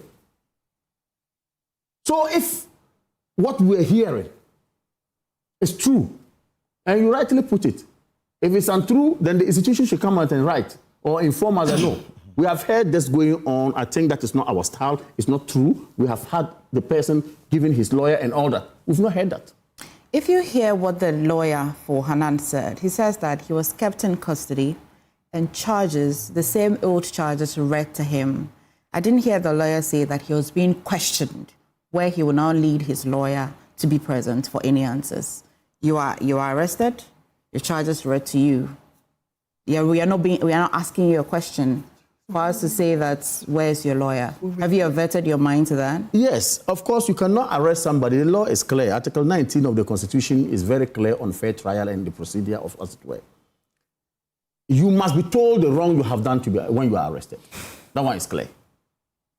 You have the right to respond to it or to remain mute until your choice of counsel is there. Those are clear. So my point here is that what came into the public domain was that Hanan and his wife were denied access to a counsel, or their counsel were denied access to them. Were they being questioned? Were they being interrogated? I've just said that the charges were read to them. Like I said, if you are arrested, the charges are read to you. But of course, the next thing is that if they want you to maybe put down a statement or whatever. But he said he was not taking, he didn't take a statement. That's what his lawyer. But nonetheless, what was in the public domain had to do with their counsels had no access to them. In the beginning, until this morning, we are hearing that yes, he's supposed to go and then have his client interrogated by Iyoko, and then he may be there. You see, the whole point we're making here is that not a single person should be subjected to procedural, errors in terms of criminal trial. Not a single person. We don't have to do that. Don't try to justify that by saying that yesterday that happened, this happened, this happened. Today this should happen. What then happens to our laws? Where are we putting our laws? Where are we putting our laws? But let's be consistent. Yes, of course. You can say whatever. You can cite. You can tell. But what did you say? You didn't say Judge Kwesi was denied counsel. What you said was that there was a call for speedy trial. And how can a call for speedy trial be wrong? You are a lawyer. That's even better. How can a call for speedy trial be wrong? If that was what you were saying. Matter, you recall that Parliament was actively in progress. The people of our Senate. Nonetheless, Parliament, we are running a separation of powers here. Judiciary is running, executive is running, Parliament is running. In this case, this has to do with justice delivery. And we all say that justice denied is justice delayed. And you are saying that the call by Attorney General for a daily trial, for you, it was uncalled for. And I say, how can speedy justice delivery be a problem? That's the question. I'm surprised. So if that is the issue was not that Judge Kwesi was denied counsel. Like in this case we are having. Maybe I'm coming. Like in this case we are having. The issue to you was that there was a speedy trial proposed. And for that matter, it was improper. Point I want to make is that Lord Denin has made it clear that, look, due process of the law is as good as the substantive laws that we do have. And we should all be clear about it. State institutions should be clear about it. Whoever is arrested must be told why he's arrested and must be told which law he has actually, committed sin against. And then, of course, his charges read to him. If he then wants to talk, he talks. If he doesn't want to talk, he wants to bring his lawyer, he brings his lawyer to talk. But you see, I am saying, before I walked in here, I listened to John Darko, our member of Constitutional Committee in Parliament, a legal committee in Parliament, who said something. He said, look, so all this noise about oral, to what end? Where are we? And I want to say future MPP government must also take a cue from this. We cannot jeopardize citizens' rights with some of these weaponization of institutions, state institutions. It will not help us. So if it's today, let us all gang up, rise up and speak against it. Let the state institutions do the right thing, use the due process, let the law work. Then at the end of the day, Emefa is safe, I am safe, whoever is sitting here is safe, whoever is watching us is safe, and then we know that the rule of law is actually working in this country. Okay. So, I mean, respectfully, if you were advising lawyers for Hanan, yeah, what would you be pursuing for him currently? That he was held in custody for some hours without access to his lawyers when his charges were being read to him? Or he was just restrained for how many hours? I want to situate it under clear legal conversation, not the political side, that he wasn't being interrogated. He wasn't being forced to speak. His lawyer also does not account to me that he was being harassed or anything. He said that he was left in custody, charges read to him, and find out that it was the same old charges. But I want to see where his rights were violated. The law says you should be held for 48 hours. Yes. And be granted bail. And be granted bail. Not access to your lawyer. Not access to your lawyer. Granted bail, yes. And of course, within the 24 hours we're told, there was no access. Eventually, he was actually asked to go home, and come back this morning with his statement was not taken. Yeah, of course. But he was not interrogated. Maybe that's what they're going to do today. Yes. That's what I'm saying, that the argument of him not having access to his lawyer, which part would Iyoko be breaching, if you understand what I mean? Really, but we all know what the due process is. The due process is that obviously every person arrested has the right to counsel. And that's what the law says. It's right. So if indeed the narrative that came out had to do with we hearing that he had no access to his legal counsel, that was actually inimical, and that was wrong. So point here is that if today they have seen that or realized that and say he should come with his lawyers for the right things to be done, fair enough. Let's move on. So my point here is, look, the presumption of innocence must be held in high esteem. Like the lawyer rightly said it. Every single person is innocent until proven guilty. Okay. Every single person. Even if somebody is caught shooting somebody down, right, you've seen it. When the person goes to court, they say, plead not guilty. They've seen the person, no. Even a murder, mostly, in some cases, no. But not always. Not always. Who says plead not guilty? Yeah. You and your counsel decide whether you want to plead guilty. And I'm saying that it really depends on who. It's not that the law tells you to plead guilty. Even if the culprit pleads guilty, lawyers will stand up and say no because they'll have to look into it. Plead not guilty. On murder cases, I mean. And he knows that. You understand? So, fine, at the end of the day, it all boils down to the presumption of innocence we're talking about.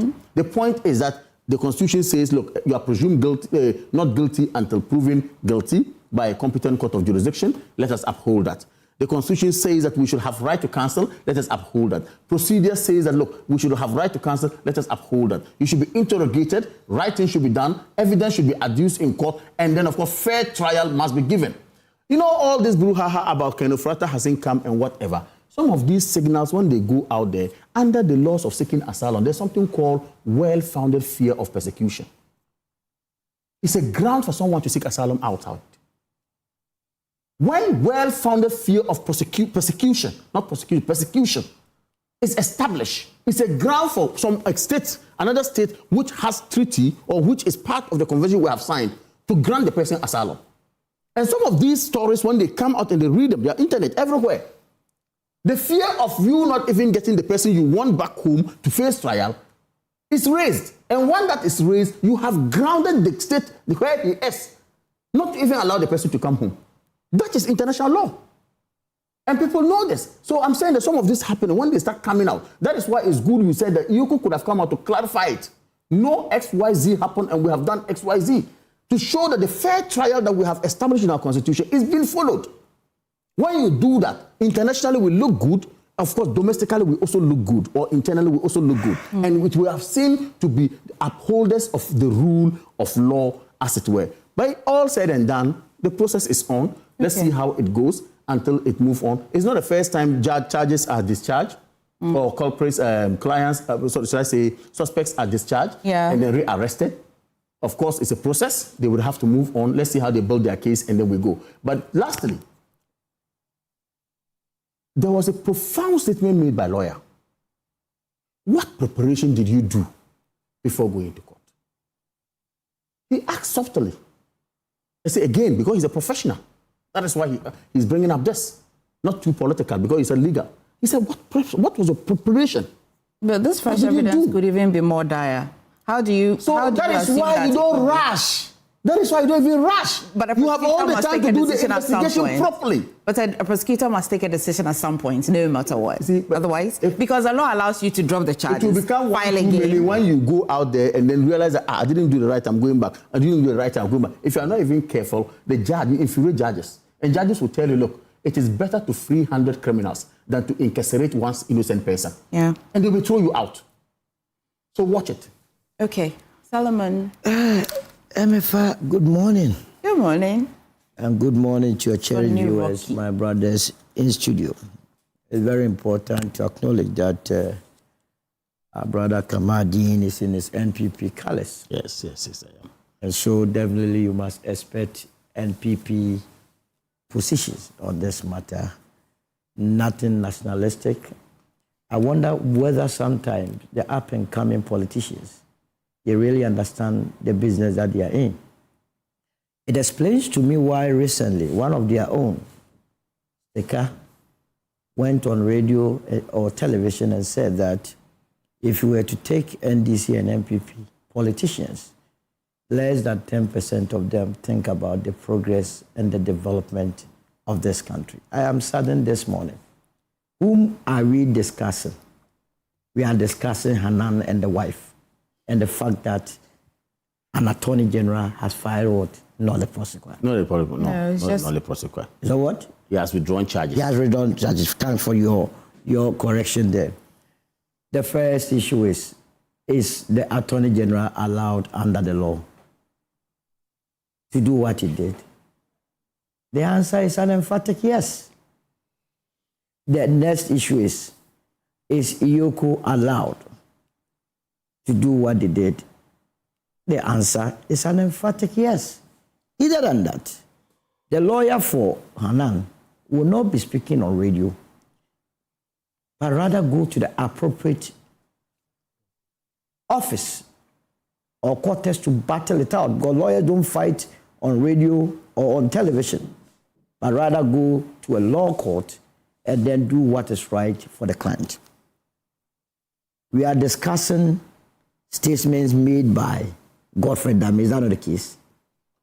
And to represent it as though it is the gospel to this morning, I don't envy Remonacha. And by the way, those that have been put in charge of institutions to protect our finances, to protect the sanctity of this country, do not be despaired.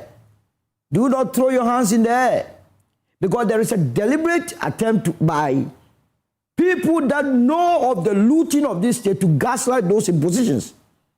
And we as taxpayers must be wide awake not to be put in that light. You want me to take Godfrey Dame? Dame's words serious?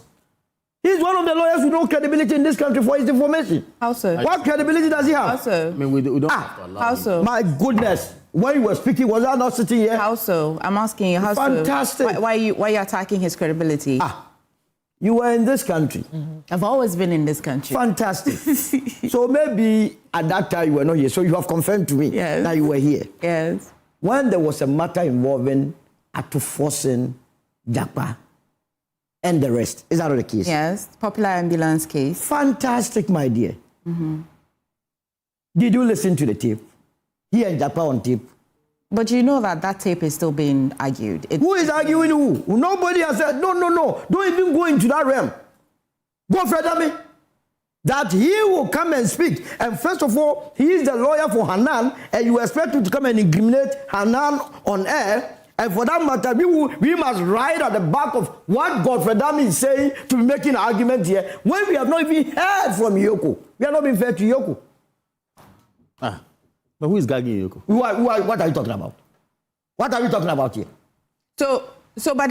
But he spoke to Hanan spoke to his lawyer. Hanan spoke to his lawyer.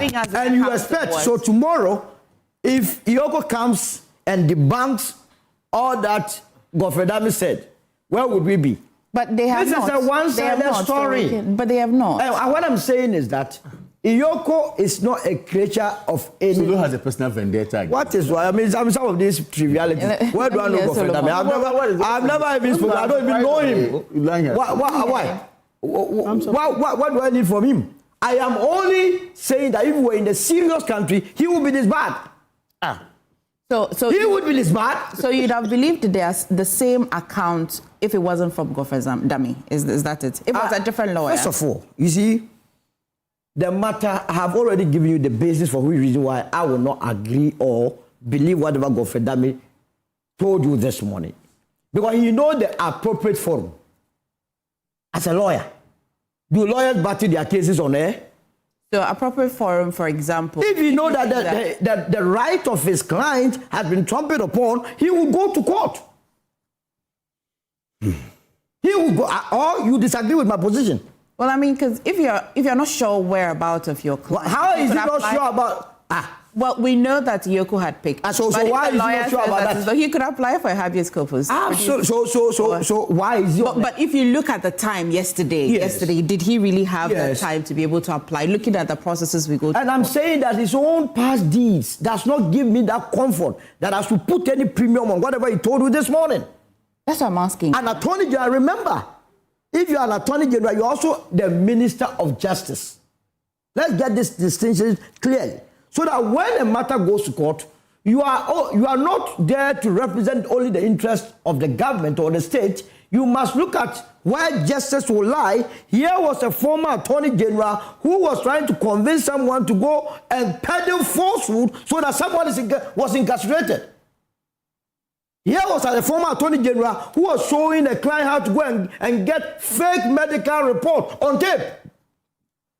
And I wake up this morning, the Ghana Bar Association together with the judiciary, that person has not been disbarred, and he comes back to preach. I read one of his speech on City Online, telling the world that the judiciary needs good men in the system. My God, if I had died today, and some of these things are now being said, my soul will be weeping wherever it is.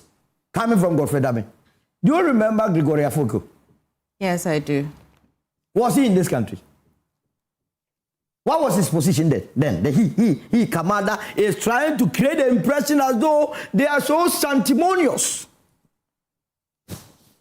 Gregory Afoko was treated like a common criminal.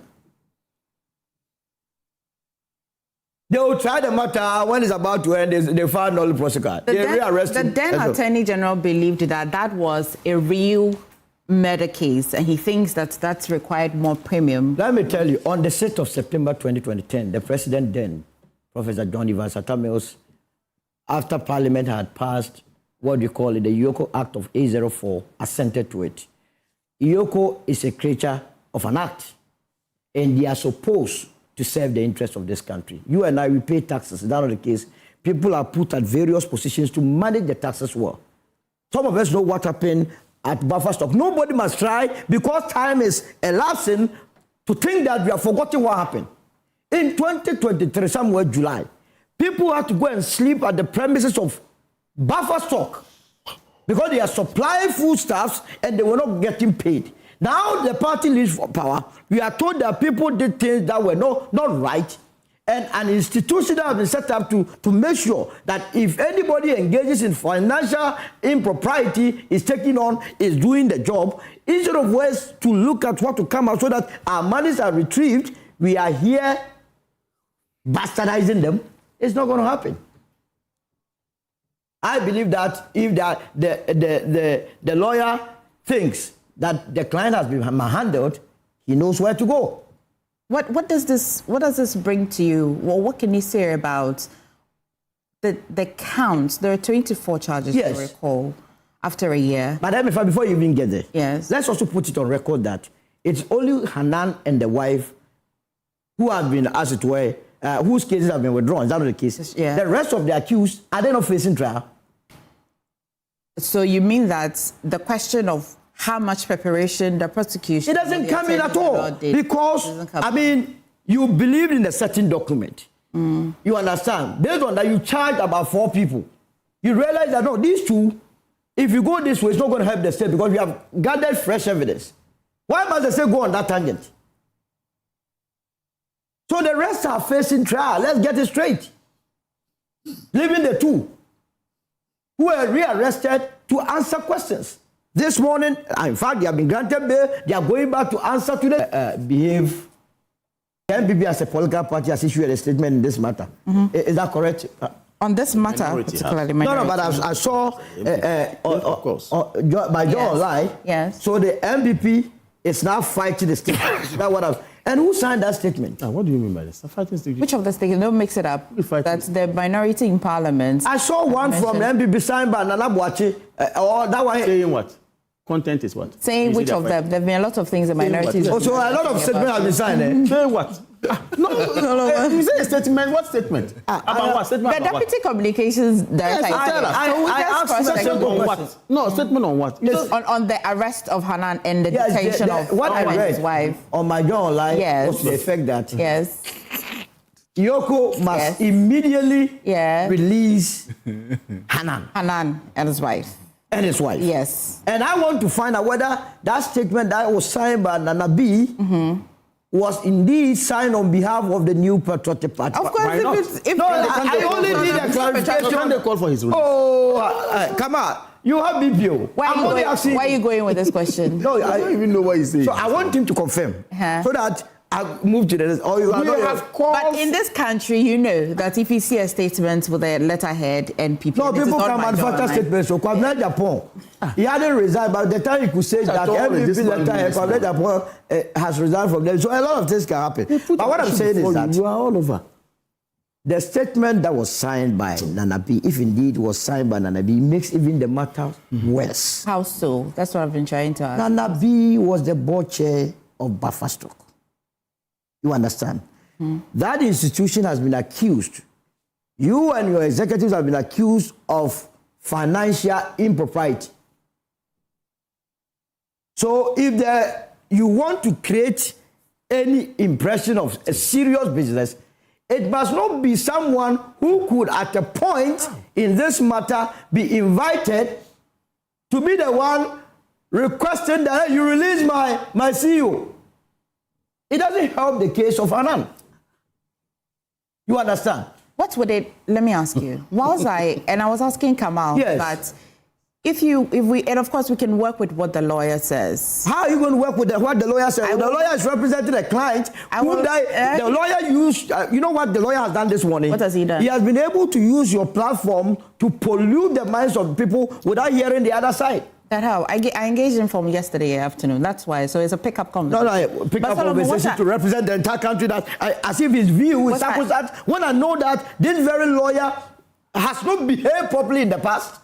But Solomon, I am asking a question that I'm asking the question that knowing what I've been telling Kamal, that Iyoko, according to the lawyers, they only read the charges to Hanan. Iyoko, he wasn't being interrogated. First, if you want to interrogate why they didn't allow him access to a lawyer. The lawyer told you that. What would have caused Iyoko to just allow him access to a lawyer? First of all, the lawyer claims he did not have access to the client. Is that the case? Yes. So how did he know that he was not because he said around 7:45 p.m. His lawyer, Hanan, now had access to his phone. He spoke to him. So what if Hanan lied to the lawyer? You don't know about that. The lawyer wasn't there. Emefa, this is a very serious platform. But you think we are joking here? But you see, you think we are joking here? You come here and then you think we are going to I've been asking you. I've been trying to tell you from morning that we would only discuss what Godfrey Dami has said because Iyoko has not responded in any way. Let me say. Yes. In discussing Godfrey Dami, I'm also discussing Godfrey Dami. Yes. And I am trying to address your mind to the fact that Godfrey that you want us to rely on, it has no credibility before me. I'm saying this tape which you reference, which is what you want to use as a... It's not me referencing it. It was admitted, I agree. Of course. That it was admitted. Yes. But that does not amount to any criminal charges. My goodness. Emefa, look. Yes. If you were in a serious country, God rendered himself would disbar himself. It raised ethical issues. What is that? So now you are even having something to raise. I'm saying that it raised because Jakarta petitioned that he be removed. You know this. And I'm saying that there was no finality to that. So because if they wanted to investigate that, then they will now investigate, establish, okay, because of this and this, then we consider this barren and all of that. But till then, he's a lawyer. Emefa, one-on-one. Yeah. You consider his actions on that tape appropriate? Excuse me? The way a man Godfrey Dami behaved on that tape appropriate? I have no answer to that question. Oh, how wouldn't you have an answer? Because of the way. So from my point of view, if you don't have an answer, let me answer you. It was inappropriate. It was so damning for an Attorney General and Minister of Justice to have behaved that. So for you, there's possibility that there will be this conversation between Hanan and the lawyer, there could be some false... but the man has already shown his true colors in the past. Okay, I just want us to... No, it is established. The people know, and let me, believe you me, anytime he speaks, a lot of people do not take it serious. Okay. Because of that singular act. Okay. You understand? How do you feel about... Why are you raising your hand? Are you in classroom? Every small thing, you are raising your hand. Yeah, Thursdays usually we're in class. But why is he raising his hand? Did I raise my hand? So that I need to take notice of And is he here on the basis of MPP or something? You are talking about MPP matter. Solomon, considering how this matter is a public matter and the interest of it, does it not surprise you how, since yesterday, the lawyer has been speaking, but Iyoko has also not said anything about this matter, even as a true account? I have had the course of admonishing some of these institutions to have communication wing. It's not only peculiar to Iyoko. Okay. A lot of them, they may have very, very good reasons why they are not speaking. They may have. But because we have not heard from them, that is why I'm trying very hard to punch holes and also look at, you see, the message is as good as the messenger. If the person carrying the message, that is Akufo-Addo, who is trying to pollute the atmosphere, create the impression that we must go after Iyoko, is anything to go by, then I'll be thinking twice. And that is why I'm saying that Iyoko and other institutions must be also doing that favor by, as it were, issuing statement to the effect. I don't know whether your station, as a matter of fact, has actually reached out to Iyoko. As a matter of fact, I don't know. Because if you have not been invited to a matter, you can also not just poke your nose into a matter. I'm not too sure it was Akufo-Addo that reached your station. You reached him. So in the same way you reach Akufo-Addo, you must be able to reach Iyoko. We did. I mean, the lawyers we have access to, one of them said that he wasn't around. But like I said, this is public knowledge. No. You have a public office. You have a duty on you as well to engage the media. My tax revenue has to be protected. The functions of Iyoko is to investigate on the authority of the Attorney General financial and economic laws to the state or the Republic of Ghana. So if an institution is doing that, and as a taxpaying person, I can only be interested in it, then what is this business of always calling for accountability? So in this country, you see the way we play our politics. Yes. Oh, we will fight corruption, fight corruption. When an institution decides to fight corruption, then the same people will turn around. Hey, they are harassing us. They are doing this. So they are just close this country and let everyone go his way. So what do you finally, before I come to the... Hey, you gave this man 15 minutes. We are not going to do that. You've been speaking for 30 minutes. What are you talking about? Really? You came here. This morning we have started very well. Solomon, yes. What do you expect should happen this morning? What I expect is that Iyoko must behave within the confines of the law.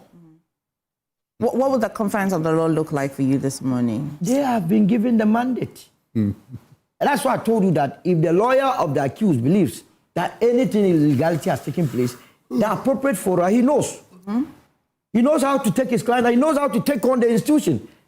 But I strongly believe that to the extent that he's only talking to media people, it means he knows that the Iyoko is operating within the confines of the law. Okay. Yeah. They should go ahead, they must be encouraged to go after those that have looted from us. We must not lose sight of that. People are sleeping on their bellies. People are dying like chicken. What are we talking about? That people come and steal us, and then we come here and use politics and emotions so that people get away with our booty. It's not going to happen. And it is the reason why Wanda and his party, I kept telling them last year that I know this country very well. Emotions. When people have committed offense and you don't act fast, and you allow time to pass. Do you know today when people go to court, they actually have bloggers who misreport whatever happened in court? Because I'm far from him. I have to. Don't mind him. He's understanding. You came here, and then if you don't know that your party has issued a statement concerning a whole political party, that's very interesting. You say that the time period is necessary. I asked you a question about 1 year after all these, after the Attorney General addressed us and said that there was painstaking investigation on this matter. I recognize that you say that other people or those who have been co-charged in this matter, it's continuing, but for Hanan... That is what has happened. Does it impress you? Does it impress you? It impresses me because there is no point in expending our money to go on a wild goose chase. Okay. When you have fresh evidence that can actually. Okay. So what is the point in this? But what we must not allow people to be doing now is emotions. They want to throw in the emotional bit. Where is the emotion bit? I come here and then the person has a wife and then, hey. The other time when they arrested someone, they say 70-year-old. 70-year-old is stealing from us. Who? That's what they say. Who is a 70-year-old? Which of the cases? Give Kofi that one.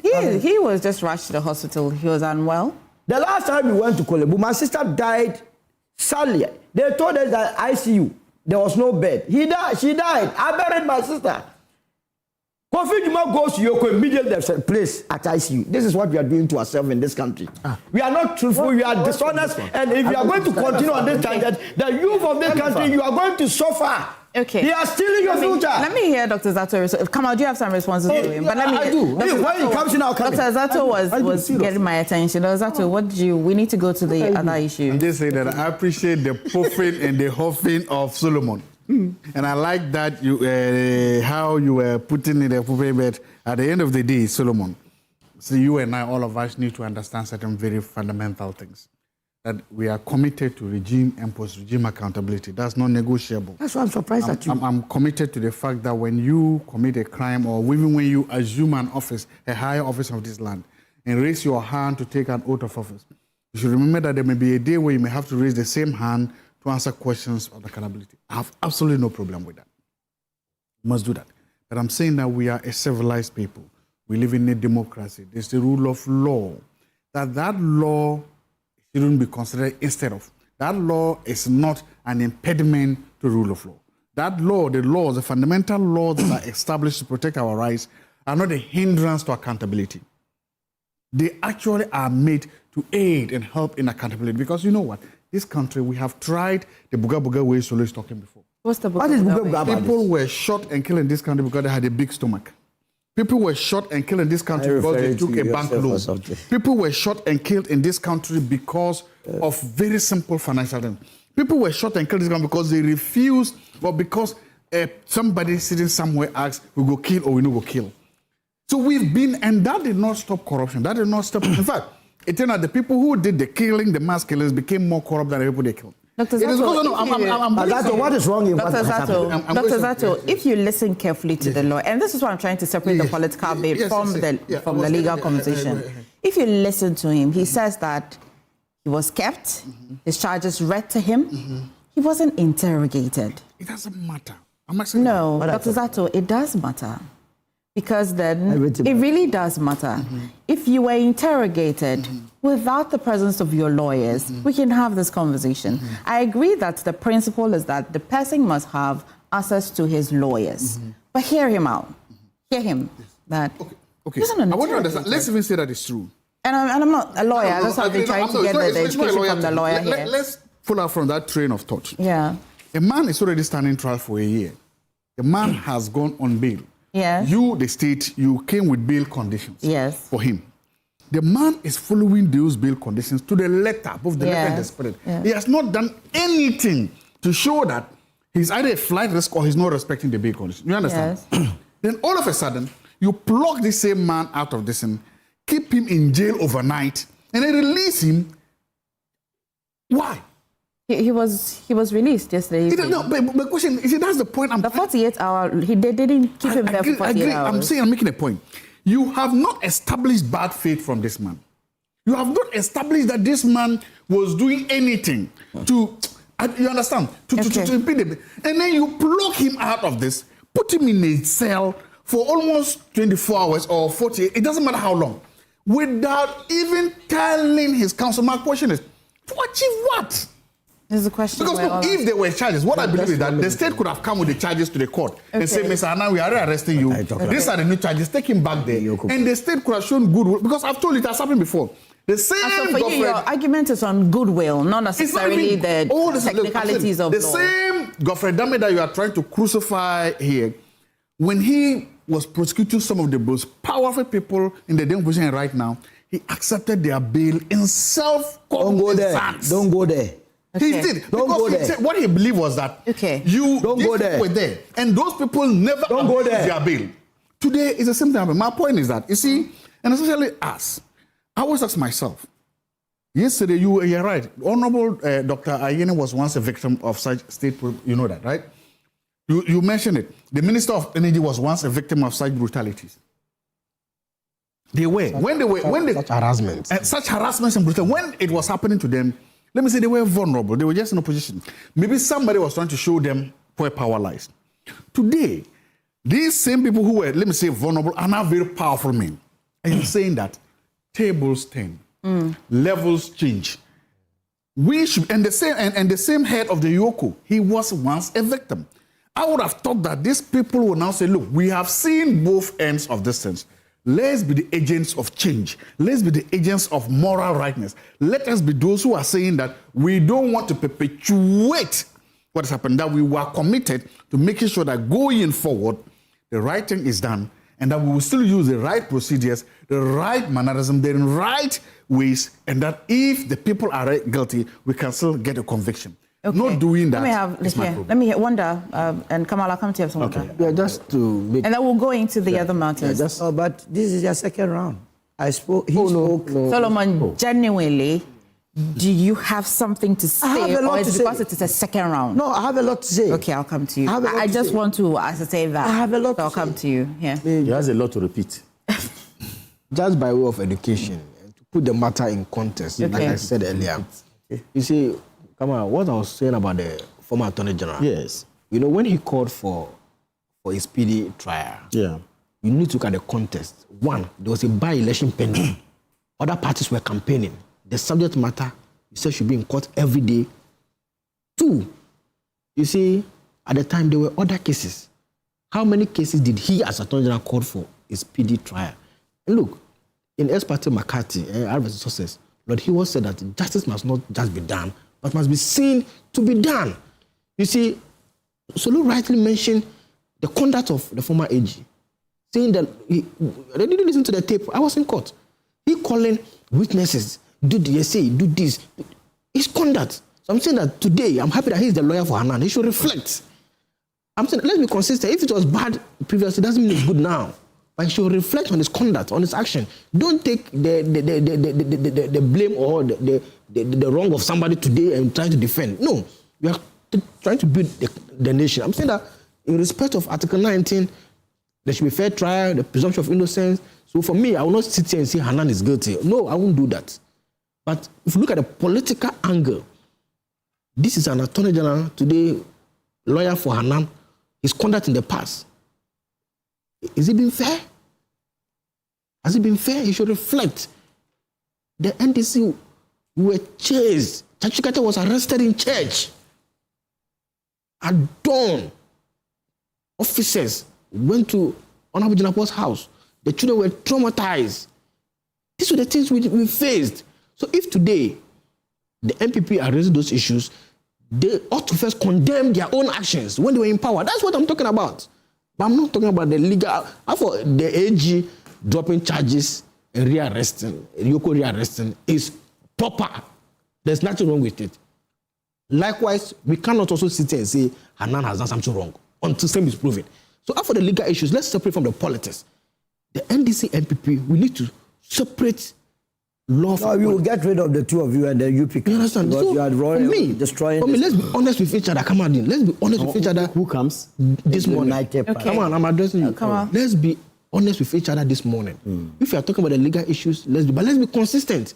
Today, the MPP have the moral right to be talking about arrest and rearrest. So would it be okay if it's a CPP that's talking about it? Or the UP party that's talking about it? That's a very good question. Excellent question, my dear. No, like I said, I was asking. No, it's a good question. Answer her question. Yeah, I'm answering that. Would it be okay if CPP talked about it? He's been quite clear. He says that, he thought that things should have, there has to be further work done before. He also thinks that he won't just sit here and say that Hanan is guilty. So let's give him come out, please. You see, your question, why I said it was an excellent question.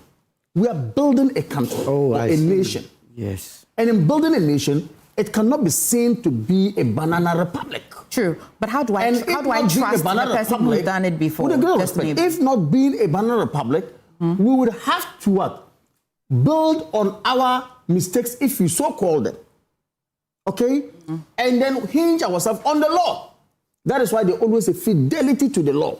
It's what must be our hallmark. Is this to accept that previously actions that were taken by the previous government were right? That's what I asked. When he raised the issue of Dami. No, but at the time they were taking it, they were defending it with the law. I said, when he raised the issue of Godfrey Dami and then hinged it on Judge Kwesi's case, I said, then he mentioned daily trial. Of course, in justice delivery, there are there's room for such to happen. For me, that's easy to cover. There's no problem. What I mentioned. Then he now comes in to say, look at context. There was by-election. There was this. Let me tell you, So long as you are arrested and you are facing justice, your liberty has been arrested. Actually, yes. That's what you should know. Your liberty has been arrested, which you know. So if you now say and tell me, look at the context, look at this. If there's by-election, what can needless, immaterial. Justice delivery knows no person. Justice must promote public trust. I understand. Must promote public trust. But you see, when we sit here and want to bastardize people's personality, like Solo did, it's appalling. So what others are saying is that if we want to seek accountability, then we shouldn't allow the MPP to be the ones saying it, because then you're... Why? Because the MPP members today have ceased to be citizens of this country. Because of their conduct in their past. Because they have ceased to be citizens of this country. But previously, were they not citizens? Because we sit here and then nobody can say that yesterday this happened and I cannot speak. No, you see, the point I want to make is that even all that they are raising, unfounded. The APC was born in the womb of a coup maker. And talks about the tape. How you asked him a question? How did it end? Was he implicated? That question was answered. No. Sorry. You asked the question whether to what end.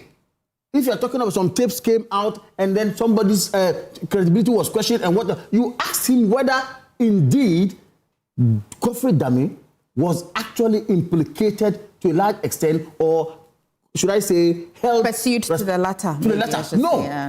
Point is that, look, people can throw things in the media. Politics. People can say things, whatever. My point here is that what is on the table for us to discuss, what is on the table for us to talk about, is whether or not the rule of law that we all want to uphold is working. Okay. It's whether or not indeed the rule of law that we all want to uphold is working. That is what is material. We'll wrap up on this topic. So, very simple. I hear Zato, I hear Kama, I hear Wanda. Zato has not been able to pinpoint any misstep by Yoko. Neither. I have. You say, I have. No, we're talking about denial of the message to his lawyers. You have been pursuing goodwill. That was what we told you haven't pursued so the two of them, a breach yet. The two of them have not been able to say so. Again, Dame's issue that I raised, it's not as though I have manufactured anything. Why do you think that the sitting judge or the presiding judge advised him to recuse himself from the case? Was it not as a result of the tape? So you see, when you can lament all day, but the issue still remains that if you were in any serious country where professional bodies take their credibility serious, he will not be performing or functioning as a lawyer. More so when he was a Chief Justice and Attorney General. Yes, nobody wants anybody's rights. Minister of Justice. Minister of Justice. How can a Minister of Justice be doing connection backstage and coaching someone to get an innocent soul to be imprisoned? And we sit here because there is a change of power. All of a sudden, the same person who was engaging in that now turns out and be advising me. Yeah, the reason I don't, if I know the church attends, I won't attend. But it means truth does not stand. So that is the position. I would encourage Raymond Archer and his group, Yoko, to do what the Constitution and the Act mandates them to do without fear or favor. If anybody has willingly dissipated our tax revenue, under no circumstance must they chicken out. They must look at the unborn generation. They must look at the kids that are sleeping on their belly. They must look at the rough roads. They must look at all the poor souls, the teeming youth who have finished schools and they are in their homes, not working and working in the interest of this country. The dollar is down, they'll be fine. This business of, power is transient, time will change. If you are doing what is right, no amount of intimidation. We will not do anything. Okay. Well, what can you do? You are not even coming. The power will change. No, gentlemen, let's of course, power will never be. Have your attention. Shall be president. Let me have your attention. Let me have your attention. That's fine. So yesterday, and a big, again, condolences to the families of Charles Amissah. Because it's one thing knowing your relative or a loved one dies, but it's a whole complete different story when you have been introduced to the process that person went through before they took their last breath. And so I can only imagine how the family was feeling yesterday if the report was not already sent to them, or if they were for the first time listening to it as we were also broadcasting it. And Sometimes you know how a system is, but when it is as well brought to bear, it's even more challenging. Let me start with you, Wanda. Simple and short, the Professor Akosa Committee arrived at the conclusion that he died out of medical negligence. Yeah, thank you very much. Luckily, I have also heard some other side of persons with interest in the matter. I've heard their side of the story. I've also read portions of the report. There's no doubt that the disease clearly did not die as a result of the accident. The slow nature of medical care resulted in the death. I mean, there's no doubt about that. So on that score, the committee was right. And let me also use this platform to express my condolence to the family of the deceased. Emefa, but one thing we must get clear in this country, the reports of committees are not sacrosanct. The what? The findings of a committee? Yes, their findings are not sacrosanct. That is one. Do you know that one of the persons... I'm saying that, do you know that one of the persons who has been recommended for disciplinary actions was not given a proper hearing? When I say proper hearing, not that she didn't appear before the committee, but she was not allowed to go with any rep. Her bosses wanted to appear before the committee. The committee declined. She wanted to go with a lawyer. The committee declined. And this is somebody that the internal committee, the hospital had an internal committee, did not find her liable. When you say internal committee, what do you mean? The Kolebu Teaching Hospital had also initiated the RAGE. Okay, RAGE. Yeah. They also set up their own internal committee, and they found her not guilty. Yes. Okay. Not liable, actually. Not liable. That's the best word to use, actually. Yeah. You see, and I'll be very specific. I'm referring to Dr. Nina. You can check from the report. Adeti, there is one of the doctors. This is her side of the story. He said, yes, she was on duty that day when the disease was brought. Sorry, when, the late Mr. Charles Amissah was brought. The condition of the person, it was a jandor. I understand within the medical fraternity, somebody's jandor, it means that he cannot be identified. And you have a Jendo, thank you. Jendo. The protocol we understand is that at RAGE, when somebody is in that situation, they refer the person to the police hospital. There's a reason I'm giving you all these facts. They refer the person to the police hospital. Those who brought him, the ambulance, said that, look, they are just from the police hospital and they said there was no bed. At the time the diseased person was brought to the hospital, of course, at the time not dead, the doctor was attending to another patient in an emergency situation.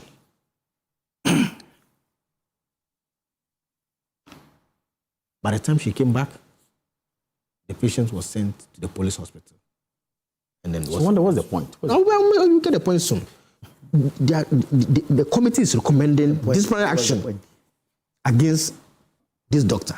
No, he's building a point. He hasn't made a point. That's why I asked for the point. The committee has recommended disciplinary action against this particular doctor. Yes. And I'm trying to point to you.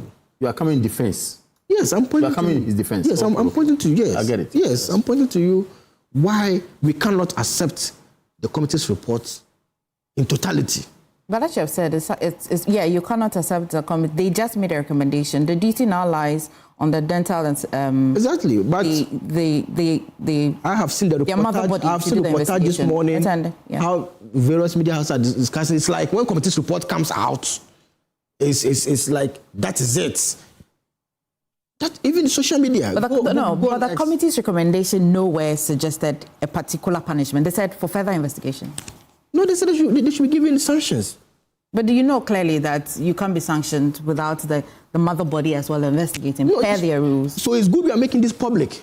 Because so you say that, I'm interested in the story, her side of the story. Yes. You say that she was not giving a fair hearing. Yes, and by that I mean she wanted to go with a rep. Even her bosses wanted to accompany her. Her bosses at work in Reach Hospital. The committee declined that and said if she comes with her bosses, that would be admission of guilt. These are facts. I schooled with a sister at the law school, Sharon. And you see, you know how... I get where he's coming from. You see, and how... You see, I get where he's coming from. You see how these things work. All right. They are in the so same... you said that the patient was what? In Zando? Yes. And was the not... hospital has a protocol on how they do such matters. She did what? What was her decision after that? She referred... And she was the only doctor on duty that particular night. That's at the moment. And they have a protocol that when the person is in Jando, they refer the person to the police hospital. That's the protocol of the hospital. And she asked that they should go to the police hospital. And they told her that they are just coming from there. And she said she was attending to another person at emergency with blood and stuff. You know the medical profession, until the cross contamination. If you're not careful, when you have blood and attend to another person. So she went back to attend to the person. They took the body back to police hospital. By the time they came, the person has passed away. Emefa, you know the interesting thing? The mother of Dr. Nina taught the disease and the sister at Adenta, Jojini International School. They know, so it's like they know each other. With these reports, I can tell you the tension in that area. That's why I want us to discuss this matter carefully. I'm just telling you how these things happen. And these are people's professional. That's a stake. That's people's profession. This person, the family took loan to train. Someone's life was at stake. Exactly. So that's what I'm saying, that much as we condemn the fact that we should be careful not to hang people. Exactly. Yes. Before this show started, in your absence, Madam Emefa talk about we should be giving fair hearing or something jovial because of a matter. You only crucified me before. You understand? So fair hearing is very important. About you. Somebody said that, look, I want to come with the bosses said they want to follow her to the committee. There's so much law in this man that he has put the politics aside completely. No, so the minister should not accept the report in entirety. Hey. Yes, the minister should not accept the committee's report in entirety. It's an appeal to the minister. She has a right to challenge it. So. Yes, and I'm also bringing to light that there was an internal committee set up by the hospital, Range Hospital. But so you think that did not found so Dr. you think Nina that we should accept? Yes, we should accept a body investigating itself. Nearly, we should consider that one more. Again. We should consider that one more than an independent body set up to investigate to this matter. Which one will you give weight to? Who watches The Watchman? Committee. Well, anyway. A committee has come out. You see, I have faced committees before. No, but I'm asking a question that you have just drawn our attention that Ridge Hospital had it internal. Yes. Whether or not they have published that findings, of course, I don't have it on my Joy Online. Yes. You're bringing it to my attention, and I am saying that. Are you inviting me to accept that one, but not take the independent one in its entirety? Is that what you're inviting? If there's something procedurally wrong, why not? I've just told you that the person was not given proper hearing. Okay. And it's fundamental. In law, procedure is as important as the substance. Okay. But we know that internally the procedure was followed completely. You can confirm. Yes, maybe the president will form an impartial committee to look at both reports. I'm saying that the death was wrong. My condolences to the family. But we should not hang people. Let's look at the structure. How come only one doctor was at post? At the time, only one doctor. That's an area you're inviting us. Yes, let's look at the institutional issues. Let's look at the institutions. Yeah. One doctor. How come one doctor at post at the time? Let's look at the issues and not put emotions. What did she tell you about that day? What did she tell you about that day? About she being the only person at post that day? What can she do? She's the only one at post. She was working, attending to somebody. No, I'm only asking that. And I can tell you. Is it like the practice? Or is this that some people were supposed to be at post and they didn't come? I just even don't want to go into further. You've invited us into the further. From reliable source, if it was a politician that needed help or bed, they would normally get somebody to come. You see, so let's look at the institutional weaknesses that we have. How can an hospital like Reach have only one doctor at post? They will come out with a committee and said they should sanction the person. She was the only one at post. Solomon and Kamal and Wanda and Dr. Zato, was there a part that the committee were very explicit that it was because there was no bed? I think they made mention of that. No bed? Yes. No bed. No bed syndrome. It was no bed. We have given a holistic name to it. It has to do with the staff. With emergency care delivery at particular in real time. The police hospital. In real time. Police hospital. Why did they not accept the person? It was because of no bed. That's the argument. Why did they not accept? And let me tell you something. From the medical people, if they see a case that they think is difficult to handle, they want to transfer so it doesn't hang on their record. It happens. So we need to have a deeper conversation. Yes. Anyway, we need to have a deeper conversation. I do not support the deaf, but I want us to look at the institution, our institutions. How can we, as an institution like a hospital so what are you advising? Have only what one are you doctor? Advising doctor, your friend doctor to do now? Oh, she will definitely challenge it. I mean, her sister is a lawyer. She wants to go to the committee with a lawyer, with a rep. Even the bosses at work wanted to accompany her. The committee declined. And you come out with a report and you want us to be clapping. Are these not two different things? It's a fundamental issue. That, yes, the person was not cared for or catered to at the facility. The further investigation will now review why. I don't know if you understand. Yeah. And did you get it? Because the report, as I understand it, does not suggest that because she was there, she refused, she this, that. No. They are not lamenting. They are not ranting. They are reporting real-time issues. And you see that Professor Akosa was very detailed with the time of arrival, time of departure. As to the medical nuances that will happen in between, that is what has been referred. Or, am I not thinking right? But anyway, Kamal. Yeah. Well, Kamal was raising the minister said something. Sorry, Wanda, have you landed? Okay, maybe. You can I think yes. Okay. The health minister, Honorable Akando, says he's assuring the public that there will be full implementation of the Akosa Committee recommendations on Charles Amissah's death. You see, first of all, life once lost cannot be brought back. That's one thing we should understand. Two, every single health professional in this country swears an oath to deliver a service, okay, to who needs it, and abides by that oath and work. Three, we are told that no bed syndrome should not be narrowed to there's no place to lie down. No bed syndrome should actually be looked in broad terms or looked at in broad terms to include staff negligence. What the committee did, and you all agree with me here that last week when we sat here, an incident happened in Akosua involving that pregnant woman. Yes. Another sad incident, who died. As a result of negligence again, when you asked me to contribute on that particular matter, what did I say? I said the facts as you read them points to medical negligence. Exactly what Akosa Committee is trying to establish.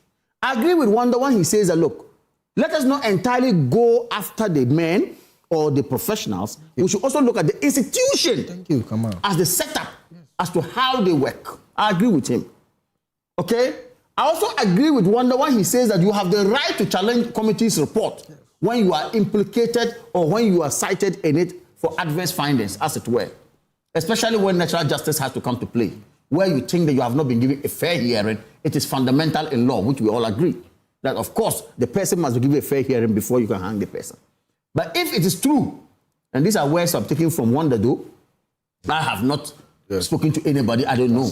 If it is true that someone was not actually given a fair hearing, it lies with the person to trigger the process legally, to exonerate or to, if you like, clear himself. But you see, this thing about we trying to bring legal gymnastics in to hold this matter will not help us. Last week, what I said was that every single hospital in this country must take administrative procedures very important. Why? Article 23 of the Constitution of Ghana is clear on administrative processes and why we should be fair to each other and why we should uphold that, we should hold that in high esteem. So if you have an institution where administratively things are not going right, I think it's unfair to ask ourselves. That is why needless lives are lost. So yes, in one breath, the committee has done their job. The minister says they should implement it. It was the committee set up by the minister, I guess. Okay? If you're also telling us that an internal committee was set up and that internal committee did not find anybody culpable, for me, with a great deal of respect to you, again, under the rules of natural justice, we all know the legal maxim, nemo juris in causa sua. You cannot be a judge in your own case. So that one there, I will go for the internal independent committee report and what it says. However, if there are procedural lapses, they should also be dealt with. But please, doctors, you are there for us. Nurses, you are there for us. Health professionals, you are all there for us. We owe you a duty to respect you and then, of course, grant you that needed or, if like, respect that you need from us. You also owe us a duty to grant to us that care that we also need from you. We don't need to have a situation where doctors are there, you go to the hospital, and trust me, there is some seeming negligence there. And this is happening in most of our hospitals. It's too much. Again, government and policymakers also ensure that facilities that we are putting in place to tell professionals to go and work, those facilities are actually habitable. I know people, hospitals, they post people, they go there, there are no even chairs there. You post a nurse or a doctor to a particular hospital and there's no chair even in his office. It happens. So, you see, it is a holistic thing we all need to look at. From policymakers, from the health professionals, and to also we who are supposed to be clients to the health professionals. All of us have a role to play in this matter. Again, to end on this matter, I will not say we should crucify anybody who was not given proper hearing or who has not been taken through proper, procedure. But I will also say we should crucify anybody who is actually culpable, negligently, that has caused the life of a particular person in this country, especially an engineer. Who knows what contribution he would have given to us? We don't know. So I say, Nana Akufo-Addo said something. What we know how to do is to bring back an economy that is maybe down, but not to bring back a life that is lost. So on this committee matter, once the minister said they will implement to the latter, in implementing it, obviously, there will be some issues that they will raise. If the issues come up, as when Akosa is somebody I respect so much. So much. When he was Director General of Health, he delivered. He's not too political when it comes to his profession. No. So I have no reason to doubt what they have done. However, if there are lapses, let us also look into it and see how it goes, as it were. But you see, Wanda is a very great friend to some of the people and gone to school with them. And you can understand sometimes when he's making his argument. That is why I said now I understand perfectly. He may have some personal issue in it so much. But of course, and the procedure. Of course, we'll leave it there. Thank you. It's difficult. How do you know you are the one that's... It's going that way. How do you know? Because I skipped Dato and I started with Wanda. And I called Kamal. How do you know I don't want to come back? Sonny Rocky. Let me hear you. Solomon, let me hear you. It's quite a sad matter. It's a sad matter. It's a sad matter. But you see, this is one out of thousands. It happens every day. The poor in society, the not powerful in society, they die like chicken. in our hospitals. It's true. It's very true. And so it's like as though we don't value human life. Recently, Joy FM, Joy News, you did a news story where there was a fist-off between a medical doctor and a pharmacist in Kumewu. Wasn't your platform? I think it's this platform. It was a news item where the medical doctor, on that occasion, there was an emergency, and the medical doctor was treating the patient, realized that the life was more important than any money that anybody would demand. So decided to go to the pharmacy to go and take a medication to go and treat the person, so that when the person is fit or the family members are around, then they can make payment. The pharmacist actually gave him a blow. You reported it. So there is a real problem, not just in our medical sector, but many other institutions in terms of procedure and process, that the institutions must begin to think about doing some sort of alignment so that all of us are on the same page. We are told by the report that between the time the hit and run took place and the time the man died, he had expended 118 minutes. That's about an hour and 48 minutes. Clearly, it tells you that our health system is in serious comatose. That if for 1 hour, 48 minutes, we could not find a solution to a hit and run situation, and the gentleman, the affected person was only bleeding profusely. It can happen to you, it can happen to me. Absolutely. So what's the point? I believe that with the anger that Wanda has brought in, the ministry will take a second look at it. Yes.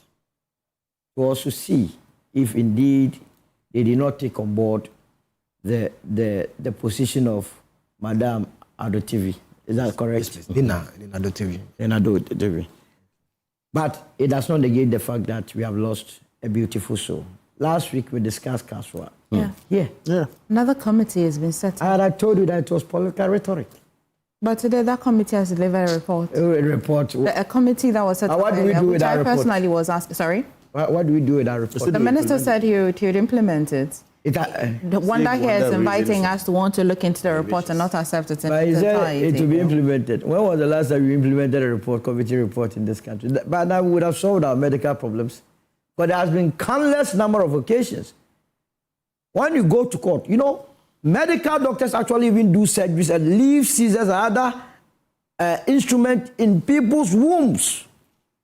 They go to the court, nothing happens. And we have been living with, just like electricity company of Ghana will off your light, you lose all your things in your fridge, you go to court, nothing happens. You understand? So there has to be. And it calls to for, it brings for why we must take pre-hospital situations very serious.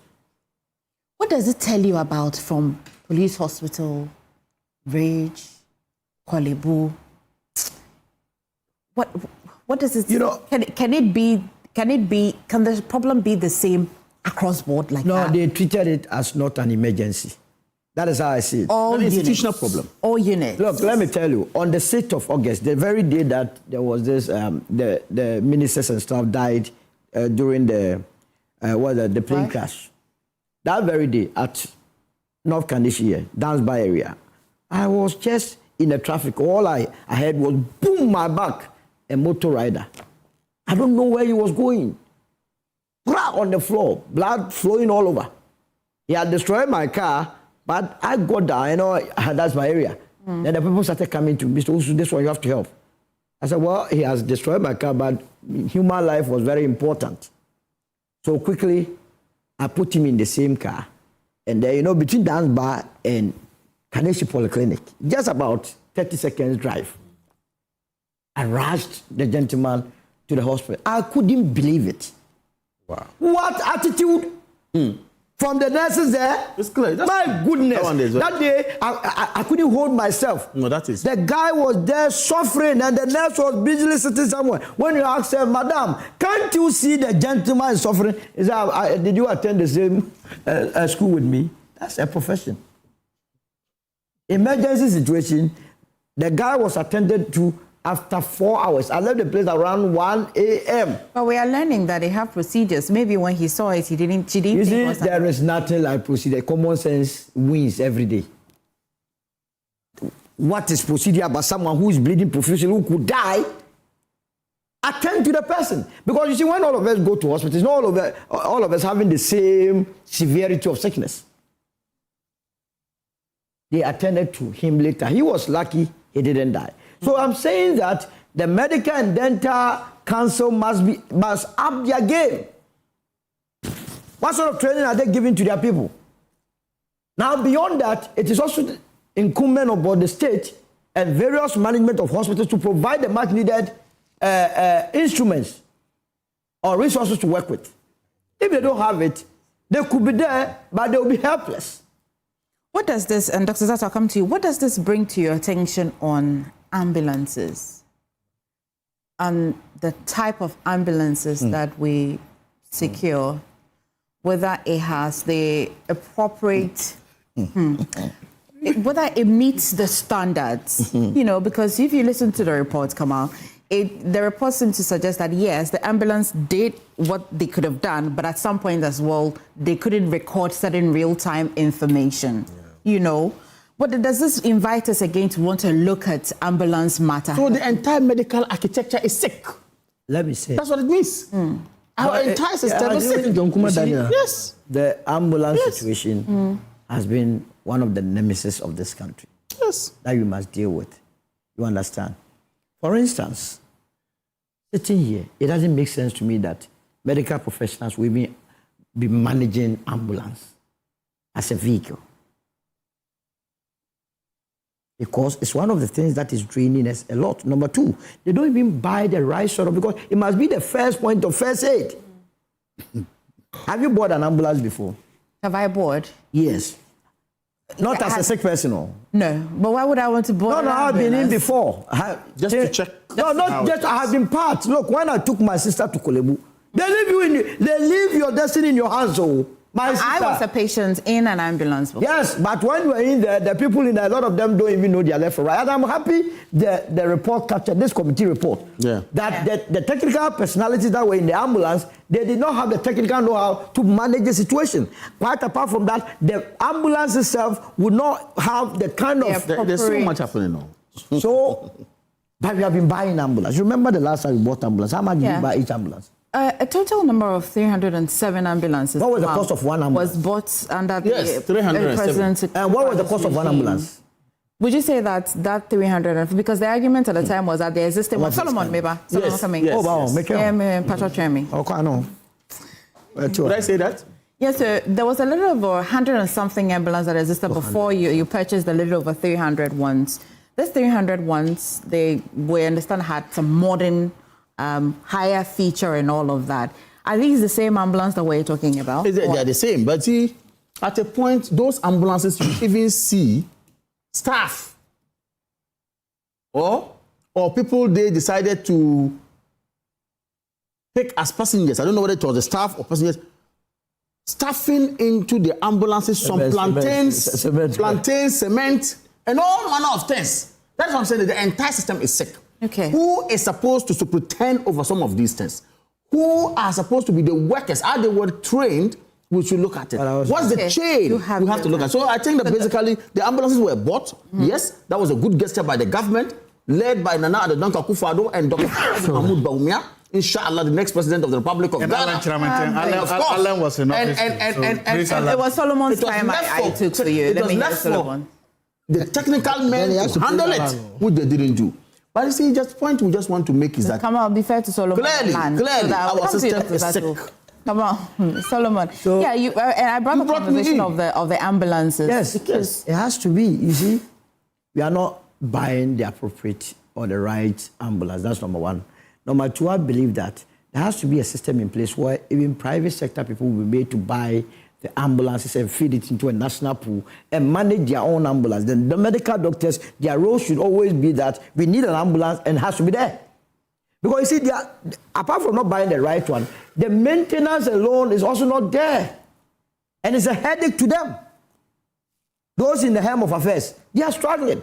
Because you see, if you have ever run transport before, it's a mine area. If you don't take it, you drain all your monies. Drivers will go, they'll come and tell you that a tire is bust, not bust. He has packed his cars. You understand? Carburetor is spoiled, it's not spoiled. How is the medical doctor who is managing the fleet be in a position to know that what the guy is saying is right? Vehicles don't have carburetors, it's gone. Yes. Injectors. Injectors. You understand? Yeah. He's speaking to because Solomon, 90s. Can you imagine? Solomon is an old man. Vehicles don't have carburetors. Solomon, ignore him. Resist the attempt to resist the attempt and so I'm saying that, and there's so much chop in the procurement. So I was very happy he admitted that Dr. Mahmoud Bamia was part of those that bought it. You know, remember this? Ambulance. What? How they? What was it? But you said you. What was it wrong? Which one? That 300 So is it not go and check the price. Look, you can Google the ambulance that they bought.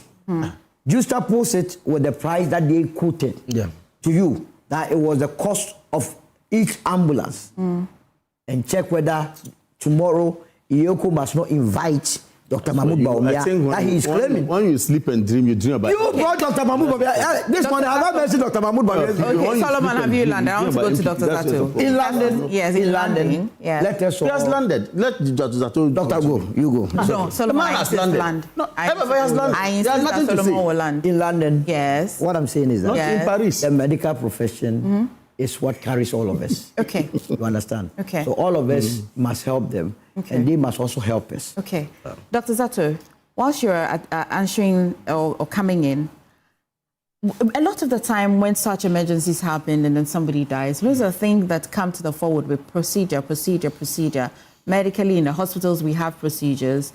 At what point will human face come before procedure? And case in point will be the example that Solomon was citing, that the doctor and the pharmacist, the doctor who was attending to Inkumu, the doctor who was attending to a patient thought that the patient needed a medication and went to the pharmacy himself to purchase it, but the pharmacist was insisting on the procedure.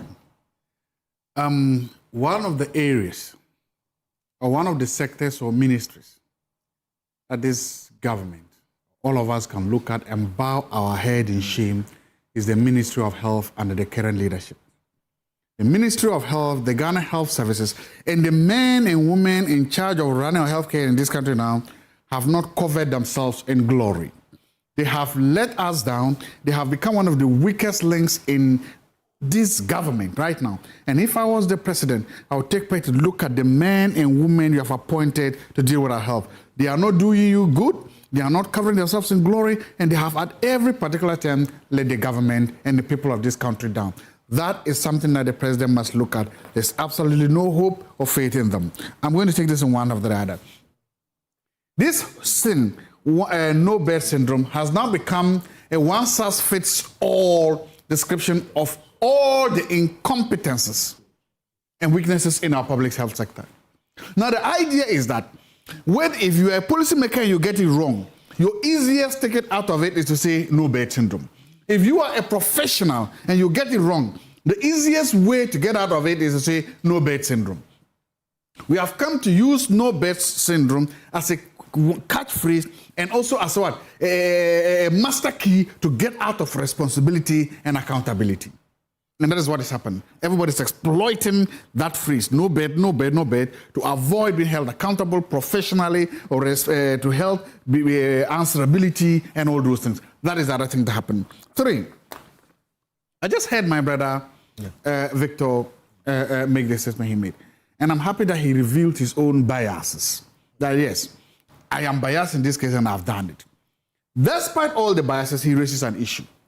If you set up any committee, investigate professional conduct and let what to the death of a human life, and you do not see it necessary to talk to the men and women who are supposed to have dealt with the issue at the, let me say, at the scene, then that committee did a shoddy job is what a hack job. Come again, no. Let's correct that. You cannot go by what Victor said. No, let's correct this. Until it's raised. Let's correct this. Until it's raised. Dr. Zato, let me draw your attention. Do. The Professor you've been Akosa right. But showed us footages and evidence of they visiting the grounds.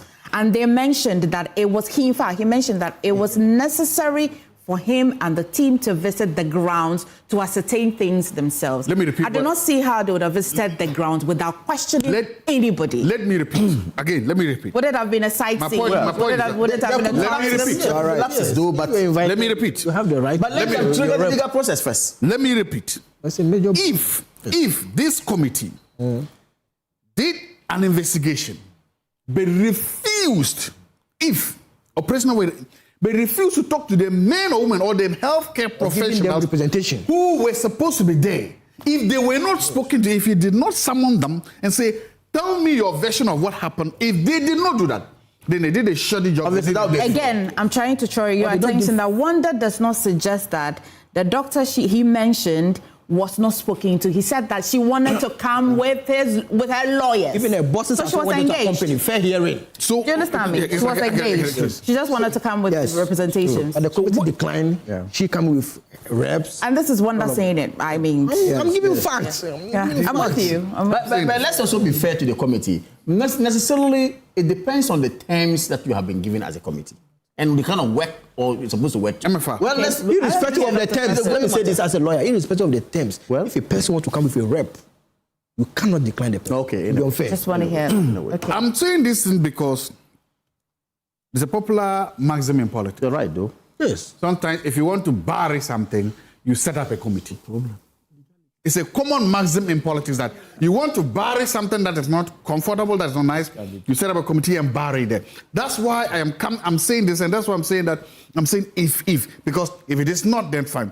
And I'm saying this because it was introduced by one here, a lawyer here, and a member of the government. So that is why I'm saying that let's play that devil's advocate if it was. If it wasn't, that's it. Yeah. As we're talking to you, Emefa, right now, there's a children's hospital in Weija that is closed down, or that has not yet been operational due to what? Various bureaucratic bottlenecks. Yeah. That is not there. The children of Ghana and the children of Weija, it's not there. The government is negligence. Due to corruption. The government is as I'm speaking to tell us. You see, today you realize I'm don't care about the people. I'm the one. However, you must give me the credit. Also. No. You see why? Two. As we are talking now, Kolebu, the premier hospital here right now. There's a fight ongoing. We have been told not to trust test results coming out of Kolebu. There's a story.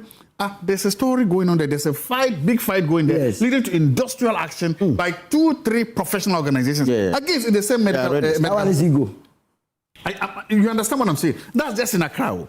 From Weija, do you go to Kolebu for Weija or Weija for Kolebu?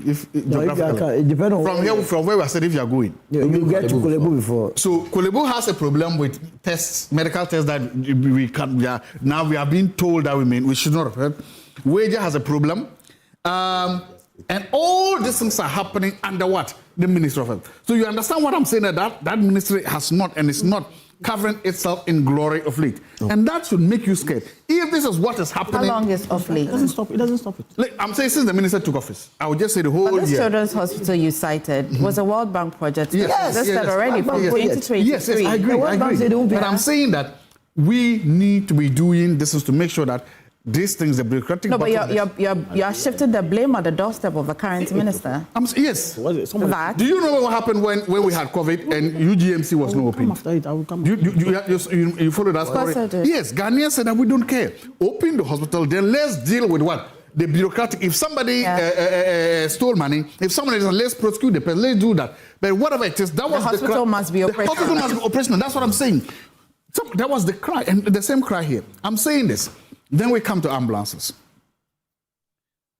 When these ambulance issues came, we saw that health professionals were trained. People abuse health.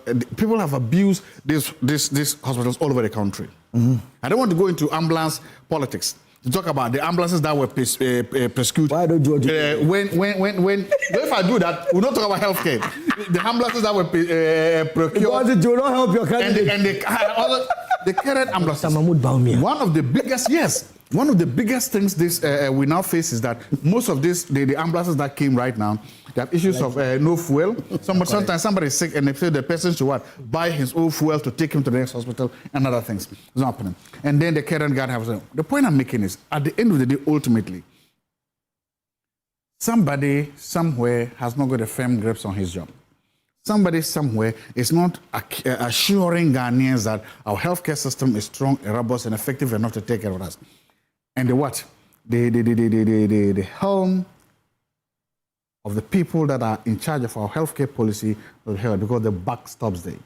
Somebody must begin to say that enough of what we are hearing, the trickle down or the trickling in of issues of incompetence, of negligence, and of death that is coming out from our hospitals. Enough of either sometimes trying to shift blame to professionals or sometimes either trying to use of no-shows and one-size-fits-all solutions of no betting to hide incompetences.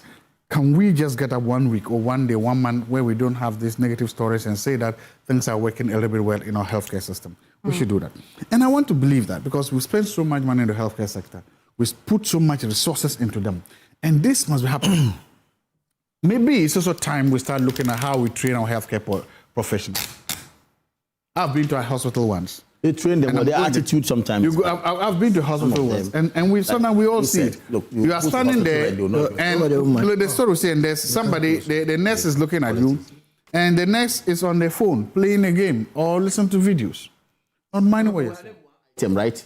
When all this is happening, my point is that should we say that it is time for us to begin to look at how nurses are being trained? Every matter is important. Should we look at how our healthcare professionals are being trained? The BOG in this information sector, in a system where there are a lot of things that should we go back to how our doctors, our nurses, our pharmacists are trained? The same. And that is something that I think that the Ghana Dental and Health Council should look at. That's something that I think that we should do that so that at the end of the day, what do you mean not okay, I've got just a minute and 30 seconds. Solomon, 10 seconds, sorry. 10 minutes and 30 seconds. Solomon, what should the families of Charles Amissah do?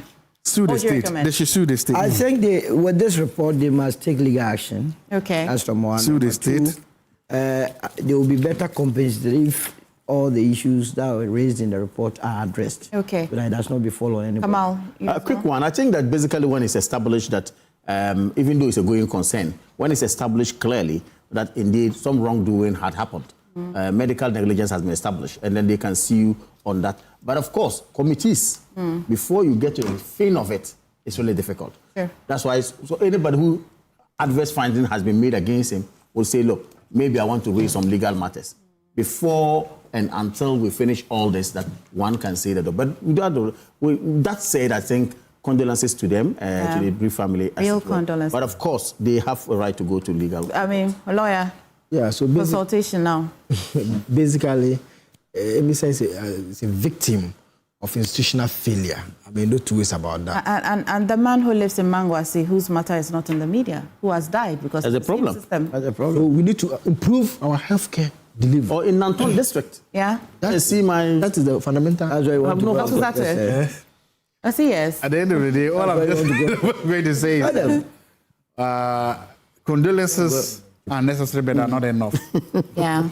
Condolences are necessary, but they are not enough. We need to go beyond that. Yeah. We shouldn't always sit there here, condolences to the family, whilst we are not doing anything to prevent those from happening. Yeah. It looks habitual that every week we come here, we're going to talk about one medical negligence or other, but we've never started to talk about right actions, appropriate actions being taken against people or found negligent. When they go to Yoko, you say their rights are being abused. Gentlemen, they have rights. Thank you so much. They have fundamental human rights. Yes. Are you aware the Bank of Ghana? It's a matter that came last week and we've discussed this on this table a lot. Unfortunately, I tabled it fast to discuss, but I know that former finance minister has petitioned IMF. You must be thanking your God that you did not even discuss it. Come out. You must be thanking your God from the IMF.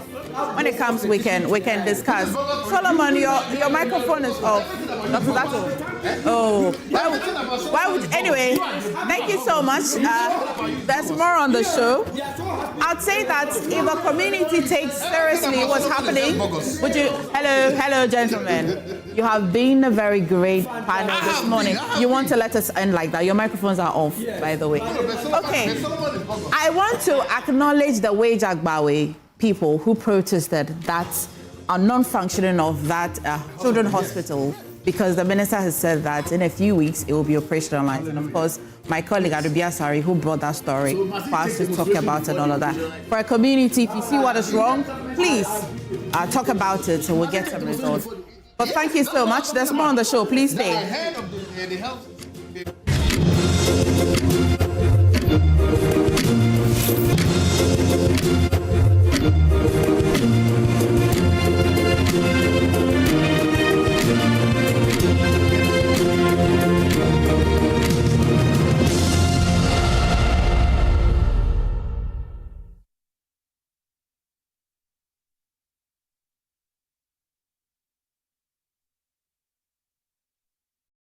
Another week is here on the greatest of all time show. My name is Giovanni Clip, and tonight we're bringing you talent. Contestant number 1, let's bring Emefa. Let's bring. You did it for you. Cut. Oh, there is a leakage. Where's the plumber? For quality and durability, insist on Syntex pipes. If you want quality, this be where you belong. Strong, tough, and reliable. Your perfect match to your trusted Syntex pipe. Syntex pipe, it dey carry water, no wahala. Syntex pipe, it dey make water dey flow. Syntex, and you're strong, and you're tough.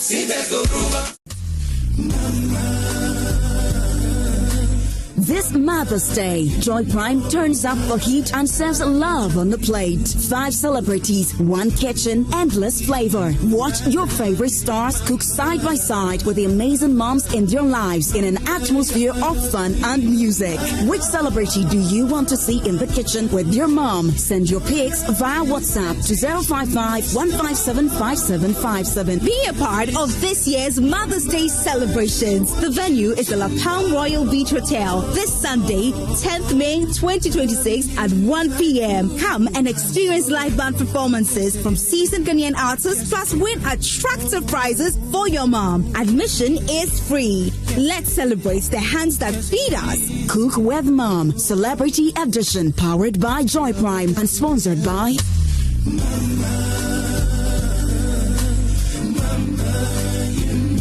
Welcome to Sulas Enterprise, the shop that deals in industrial machinery such as generators, rice millers, water pumps, compressors, and mowers. From the smallest to the largest capacity, at Sulas Enterprise, we give you nothing but the best from the best brands such as Honda and Perkins. When it comes to our generators, we also sell mowers coming from brands like Honda, Briggs and Straton, and Oliuma. And when it comes to our water pumps, we offer you brands like Lily, Prudin, and Pedrolo water pumps. We also sell rice millers for all capacities. We are located at Spintex, Kakalika Plaza. Also, find our various locations as displayed on screen, or call us on the following numbers: 0243 839 463 or 0554 154 416 or 0240 541 493. Sulas Enterprise, where quality meets affordability. Hi.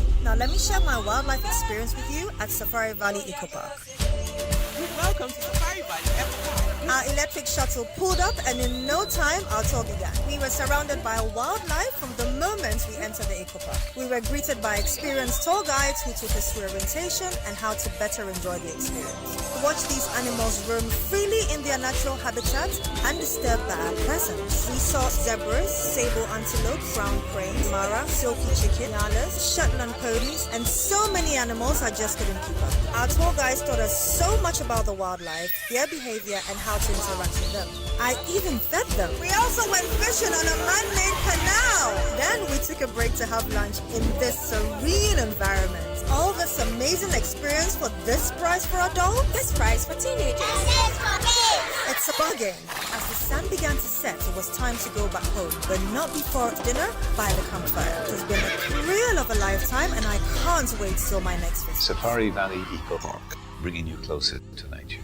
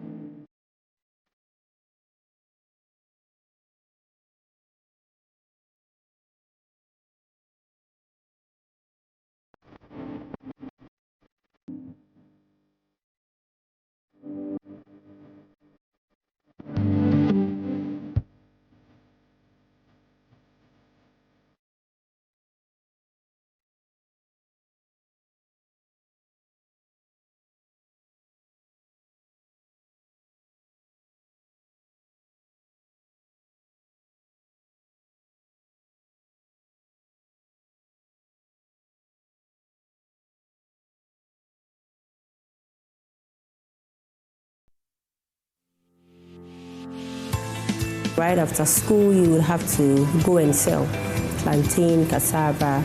Sometimes you fry pastries, what we call ariyesu or banfo bese. It was a very big dream of mine. I did try, but I was not selected. Maybe I wasn't tall enough.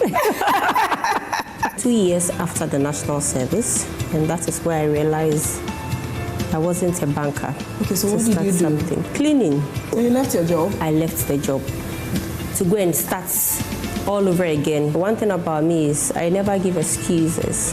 If I put my mind to something, I just move, because time waits for no one.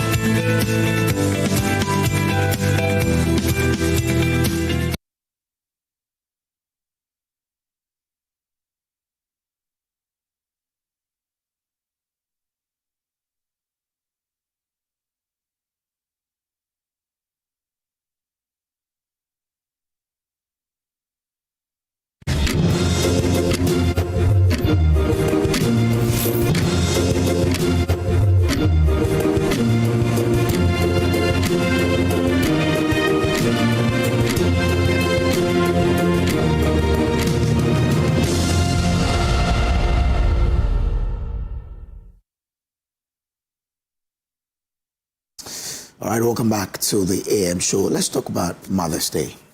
But just before that, now she quit school after junior high and pursued a dream to sew.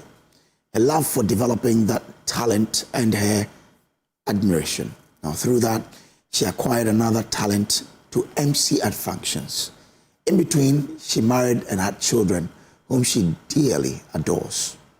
As she shares her motherhood story in our series Celebrating Mothers, Patience Kwao, popularly known as MC2 Cute, talks about effective home planning, pursuing dreams, and most importantly, speaking positive words to our children. She sat with Hannah Odame, who has the rest of the story. This is what she does now, bringing smiles to clients who engage her services. Before she got here, MC2 Cute made a bold, but what she says was a meaningful decision to quit school after junior high school. According to her, she loved to sew and preferred attending a vocational school to learn sewing than to study subjects she thinks will not help her trade. I realize what I can do for myself. I believe in myself, and I know that it's not everybody who goes to school or who is well educated will make money in life. But I realize I know how to sew. Okay. Yes. Even at that time? Yes, please. You could sew? Yes, please. Who taught you how to sew? No, the teachers crocheting. Yes. So I love to do that. I said, no. For school, I'm reading the thing don't read me. Yeah, because school coming. But what to me, I'm able to do something with my hand. I have the talent. Okay. So I said, no, let me stop. Let me stop the school. So my mother asked me, are you not ready to go to school? I said, no, I would love to sew. So let me go and do something. At that time, what level were you in school? That was JHS 1 or 2 or 3. Oh, I finished. You finished JHS? Yes. So it was after you finished JHS, then you said not again. And your mother must have been nice to sit you down and talk to you. Yes. She really had a chat with you. Yes, please. That's good. And then she asked me, why do you want to stop school? Why do you don't want to continue the education? And I said, no. I love to trade. I want to do something with my hand. There is something inside me that I want to bring it out. So allow me and let me do it. And she agreed. Oh, yes. With her mother's blessing, the journey began. It was 3 years. 3 years. And I served for 6 months. 6 months. So during that period, 6 months. Did you feel like, I already know this, but I'm just adding on? Because you said it was a talent. Yes, please. The secret is, whilst I'm learning how to sew, I also go around to people's house. I know a lot of people. And I mean, Jovia. Yeah. So if I tell you slits to be Charlie, don't have old slits that you want to change the style. Give it to me and I'll do something good for you. Wow. And at that time, so we use the iron. The iron that we use, Jebidi, Chaco. Yeah. Yeah, you're funny. You say, I use that one. So if you give me the cloth, I'll go. And then rebrand. Yeah. So that's what I do whilst I'm learning how to sew. Okay, were you taking money for that? No. Oh, Papa, I saw this guy. So that is what I do without my madam's knowledge. Okay. Yeah. So you are still learning and you are still making money. That's it. And as you learn, you put it into practice right away. God bless you. Wow. You are very aggressive. Charlie. What is it? Is it inborn or you just no. Life, Akasana is determination. When you determine to do something and you ask the Almighty God to help you, that's it. It will work. But if you don't determine, life will determine for you. By the time you realize what here. They went a 3-year tailoring apprenticeship. She then worked for another 6 months under her supervisor. It was during this period that she discovered yet another talent, one that will soon make her very popular and add greatly to her life and finances. First of all, I finished my seamstress work at Kaneshi. Yeah. So I got one of the stores at Kaneshi to start operating in. Thank you very much. So there are a lot of madams there. So one of them gave vet. Okay. So we went to the Adori. So we were there eating, drinking, and I realized that there was no MC. So I went to her and I asked her, why are you not inviting anybody to come and talk to? I said, no, it was something simple, but you can do it. I said, no, I'm not an MC. It was one of my aunties who was MC, not me. And you've been seeing how she does Yes. Okay. So I told her, I don't know how to do it. I said, no, you let people laugh, go and do it, you can do it. So I just went there, take the microphone, do my own thing. And do you know that whilst I was doing it, somebody was also standing somewhere looking at me? So after the program, I went to my shop, sewing, doing my job, and then the man came there and said, good afternoon. I said, good afternoon. I said, do you know me? I said, no, I don't know you. do you remember you went to do a program like this? I said, yeah. I said, yes, you did it very well, so I want you to do my MC. Wow. Engagement MC. Wow. Say what? Yes, a master of ceremonies, one with a unique touch, and clients can't stop engaging her. So I've collected the money, but I'm not at peace. Tell us how much you got. Oh yeah, 70. That time, at that time it was a lot of money. It's going to be 50. It's like 20. On Chalka. The other be 50 at that time. Yeah. But after my coffee, I have a sleepless night because I was thinking, yes, how am I going to start it and how am I going to end it? So do you know what I did? My engagement.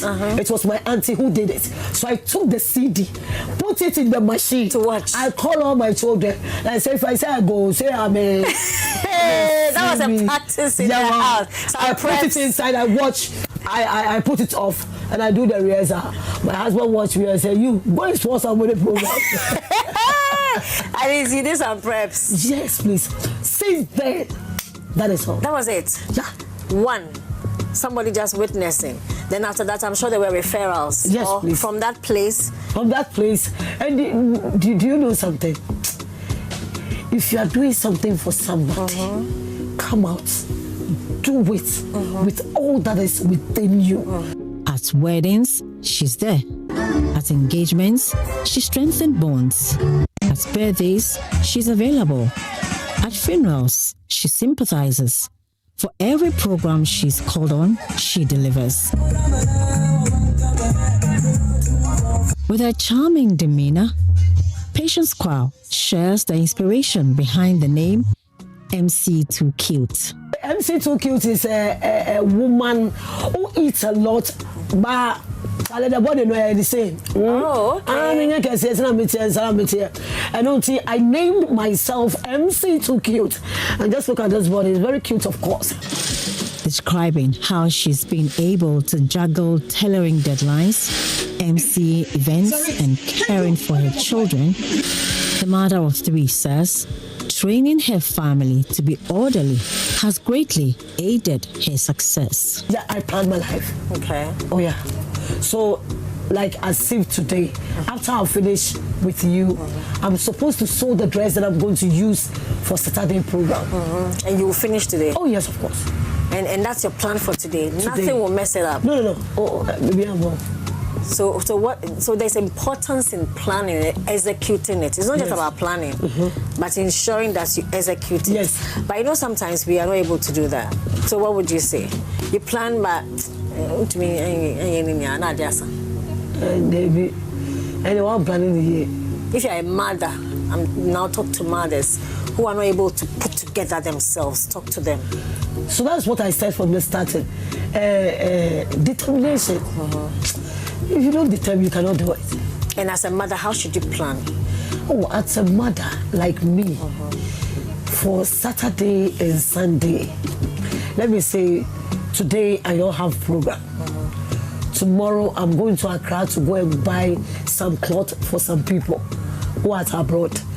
So they have sent me the money that I'm going to go and buy the cloth for them for a style. So tomorrow morning, early in the morning, let me say 8, 9, I'm supposed to be in Accra. After I finish buying the cloth, I have to come back because they are coming back. They are coming from abroad next week. So you have to. So I have to bring it before they will come. So after I've bought the dress, I will go back to Kaneshi. So after from this thing, Accra, I'll pass by to Kaneshi and then go and buy the stuff that I'm going to use to cook for my children. So if I bring the things, I'll put the tomatoes, the things that will spoil, I'll put it inside the freezer. Saturday I have a program, I'm not able to cook. Then Sunday after church, for our church 11, 12 we are closed, I'll come home, cook different dishes. Go to me for here. Then I make sure that I have yam, rice, the kabi So when I come to work, I have no problem because my husband is there. So after he has come back from the distance, like my children have grown. So by now, somebody else so then they are eating. So they are who here they say be a fridge. Thank you.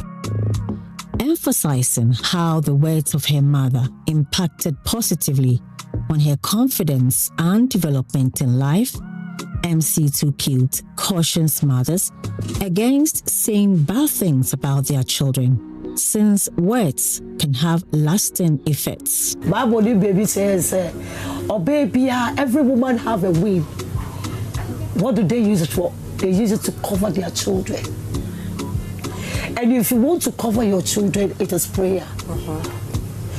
Now say, when the devil comes, and that wind is very soft, they will take one of your children. And they will say, it is very necessary for a mother to pray each and every day.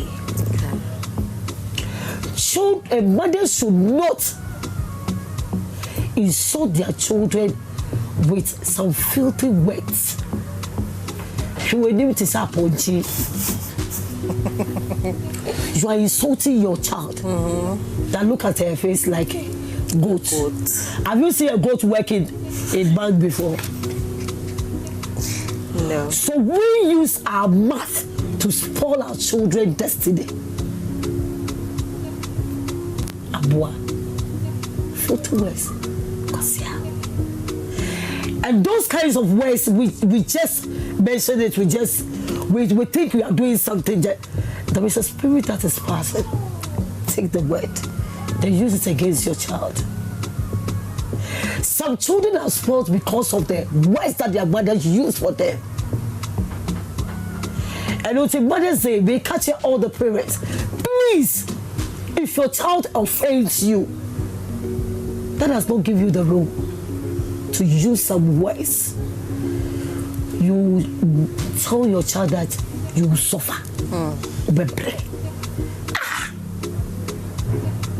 So she is suffering. Now you are old. Who is going to buy you something to eat? And so some of the children, we are suffering because of the words that our mothers use it on us. But I'm using this platform to tell all the mothers, please, don't use evil words against your children. She didn't live to say Dr. Use good words for your children. Her daughter, Karina Nakwo-Kwao, who often attends events with her, confirms the positive impact her mother has had on her and her siblings. I and my siblings are wishing my mommy a happy Mother's Day, and then we are praying for long life, prosperity, and good health for her. MC2 Cute is not only nurturing her children, she also teaches other younger ladies to sew. Through this, she's sharing her talent and helping them build valuable skills. My madam is a very pleasant person and a kind-hearted person, and I wish her a happy Mother's Day. My madam is very kind, patient, and she teaches us well. We wish her happy Mother's Day. My madam is a very good, and she's like a mother to us, and I love her very much. As a mother, she acknowledges the struggles other mothers go through in caring for the children and asks them to rely on God for strength for the stewardship. Some of the mothers don't pay their children's school fees. They said it is a responsibility of their husbands to do that. I know. But if you have the means, sweetheart, me like this, I cannot look at my children to be sacked from school. Mother. Thank you very much. Come after you know their father. Don't tell me that you have a money to go and buy cloth. Somebody who is dead. You go and buy the cloth whilst your children are at home. Please don't do that. Arrange and do good things. People are misusing their monies on things that cannot benefit them. Big things. You go to food and you see them. You go here, you see them. But when you go to your homes, So please, mothers should arrange their steps very well so that when they die, this dress she's just working on is for a special function that she'll be attending and MC this weekend. She's proud that she sews her own clothes.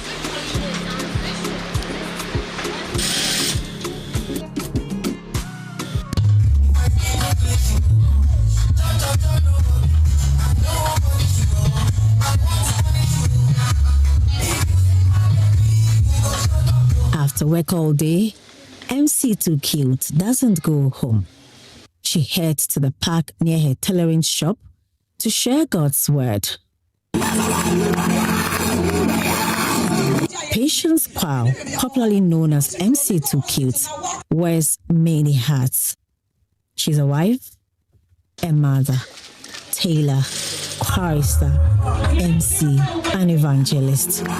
From her home to her workplace and beyond, she spreads God's love. For Joy News, I am Hannah Wadami.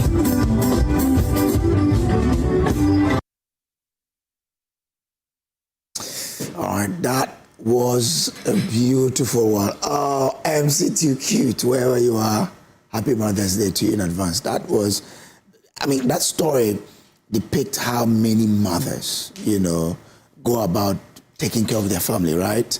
They wear many hats. They don't do one thing. They do so many things. And MC Too Cute story is one very powerful one. Thank you, Hannah Odami, for this story. Well, joining me in studio for us to talk about it, because this Mother's Day provides an opportunity to show appreciation. Like what MC Too Cute is doing, the children would have to celebrate her bigly for what she's doing. Now, Joy 99.7 FM is organizing a special event, Mother's Day Out. It's scheduled for May 9, 2026 at Crown Forest. The event is designed to bring families together to celebrate and honor mothers in a meaningful and memorable way. Joining me in studio is Lexis Bill, host of Drive Time on Joy 99.7 FM. Lexis Bill, good morning. Yes, sir, my brother Kojo. How are you? I'm good. See you. We only meet in the evening, right? In the evening. So when I heard I'm coming this morning and I get to sit with you, I was like, listen, my day is made. I mean, when I saw you, I was like, Lexis. What's I'm excited to be here, bro. Okay. Yeah. But let's talk about this event. Yes. What exactly is the goal? Okay, listen. Every year, some of us are looking for an opportunity to show love to our mothers. We all can't be here without our mothers. In fact, the world is built by the mothers. Yeah. We're all here because we had mothers who gave birth to us, nurtured us. And for some of us, no matter how old you are, you're still a child to your mom. Yeah. We still go to our mom and we are still the babies to our of our mothers. And so every year, we look forward to celebrating them in a special way. Now, we know sometimes it's a little bit difficult figuring out what to do for your mom because we've bought the fabrics for them, we've bought them the bags and purses and the things that they love.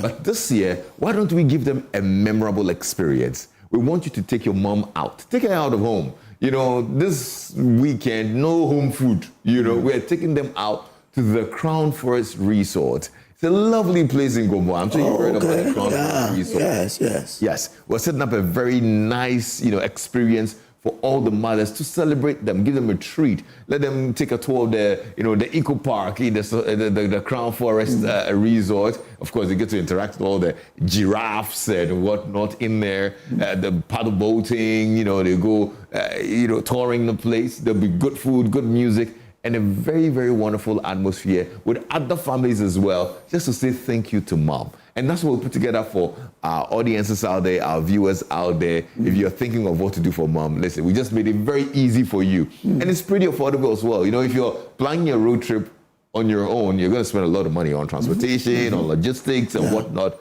We've taken all that burden for you. All you need to do is to buy a ticket, join our very comfortable bus. We'll shuttle you all the way to the Crown Forest Resort. It's not really far from Accra. I mean, less than 2 hours. We're going to have our dispatch rider tickets, so we're not going to stay in traffic and all of that. We just get in there, spend the full wonderful day there with some great activities, and then when we're done, we bring you back to Accra safely, and I'm sure you would actually love this event that we're putting together. So it's coming up on May 9. Yes, this Saturday. Which is Saturday. That's this Saturday. Okay, all right. Yes. I guess the way you're talking about it means that we'll start in the morning, early in the morning. Oh yes, I mean we set off in the morning. We get in there. I'm sure in the morning we'll have some breakfast on the bus or something of the sort. We get to the safari, the Crown Forest Resort. We will get to do their safari. They've got a safari in there. Get to interact with the animals, the wildlife as well. We'll have lunch. There'll be activities. There'll be giveaways. Just a whole great experience for the moms. Yeah. And if someone is interested, I mean, from the way you're talking about it, I'm even thinking I can ship my grandmother from Hunter to the place. She would love that. What should a person do? How should you just have to give us a call and book a spot. Because Mother's Day, everybody's looking for things to do with their moms. It's quite hot. And I don't want people to miss out. So I'm going to give you a number to call. Call Lois right now on 0591 709. You have to take time on that. Yeah, 0591 709 309. That's the number to call. So just call my dear Lois on the back of the phone, and she's going to book a slot for you. Once you make your payment, that's it. Everything secured for you. You just need to wake up, come with mom or the whole family. I mean, this is a great experience for the whole family as well. You can bring the kids along. We've got special rates for kids as well because we understand they're kids. So once you speak to the team, they'll create something nice for you so that the whole family can come. Let's celebrate mom. Let's wish them well. Let's pamper them. Let's make them feel special on Saturday. We put it on Saturday because we know a mom will want to go to church on Sunday and probably go for a Thanksgiving. Yes, so on Saturday, full day out at the Crown Forest Resort. Oh, I'm interested in this. But if someone is living in Cape Coast and has developed interest to join us. And wants to join us. Exactly. We can arrange that. Absolutely. That would be totally lovely. Wherever you are, if you can. I mean, the only problem is you don't have to come to Accra to join us. Yeah. You're closer if you're in Cape Coast. So you can just... Exactly. Yeah. So we just speak to us. You want to join the Joy FM, the multimedia group on our Mother's Day event at Crown Forest Resort. We can make that arrangement for you. It's not a problem at all. Wherever you are, just let us know. Yeah. So when I call Lois will tell me how much I'll pay? Well, it's only 1,005 cedis. Okay. I mean, for two. Okay. Well, technically, 750 cedis only for one. For one, yeah. But I know you don't want to come alone. And you don't want mom to come alone. No. So come with mom. So that's why we're saying it's 1,500 tickets for two. 1,500 cedis for two tickets for you and mom, or for anybody else that you want to come along with. And it's pretty affordable. It covers everything, your transportation, access to the park as well, and all the things that we're going to do. Because if you're going individually, it will cost you much more. Way more. But way numbers, more. so Exactly. it brings it down. Yes.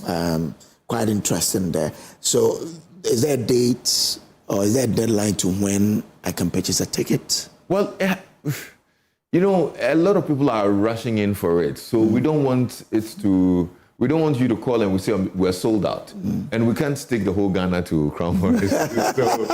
So the earlier the better. So if you are really interested, call the numbers and book your slot now. Once you make a deposit or you pay your full amount, then you know that you've got your seat on the bus already and all good for you.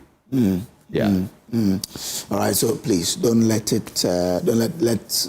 the ticket run out before you decide to buy one for yourself or your wife. So yourself, your wife or your mother. You can do that. You can do the three, right? Absolutely. If your mother is there, you can do. And I need to encourage the men out there. When it's Mother's Day, they say, "Oh, it's just our mothers." The mothers of your children, they are also mothers. Yeah. So it's not just your mother. Your wife is a mother, to your children. Even the girlfriends are your potential.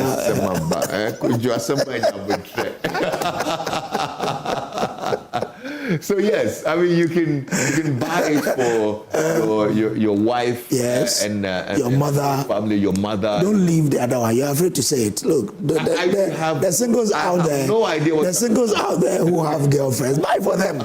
They are mothers as well. Let them come, so we can all go and have fun.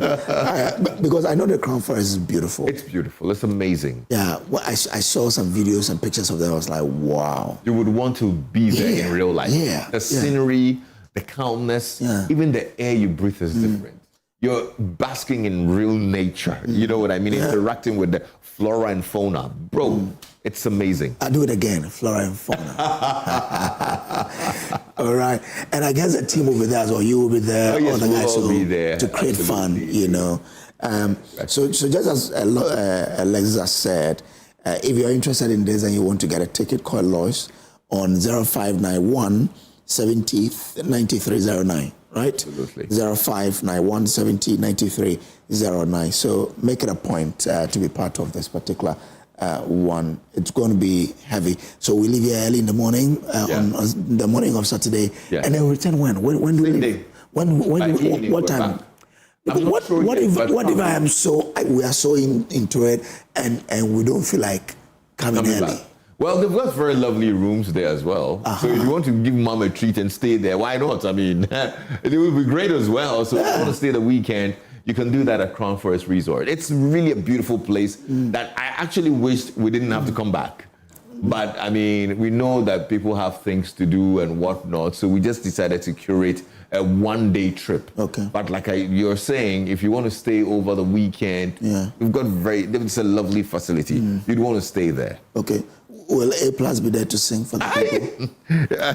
Our MP is going to be there. Our MP is going to be there. I mean, he took us to his constituency during the Easter, and I'm sure he'll be so happy to see all of our people out. I want to see him sing Democracy again. I mean, now that he's MP, I want to listen to how he will sing the song. We need to make that request.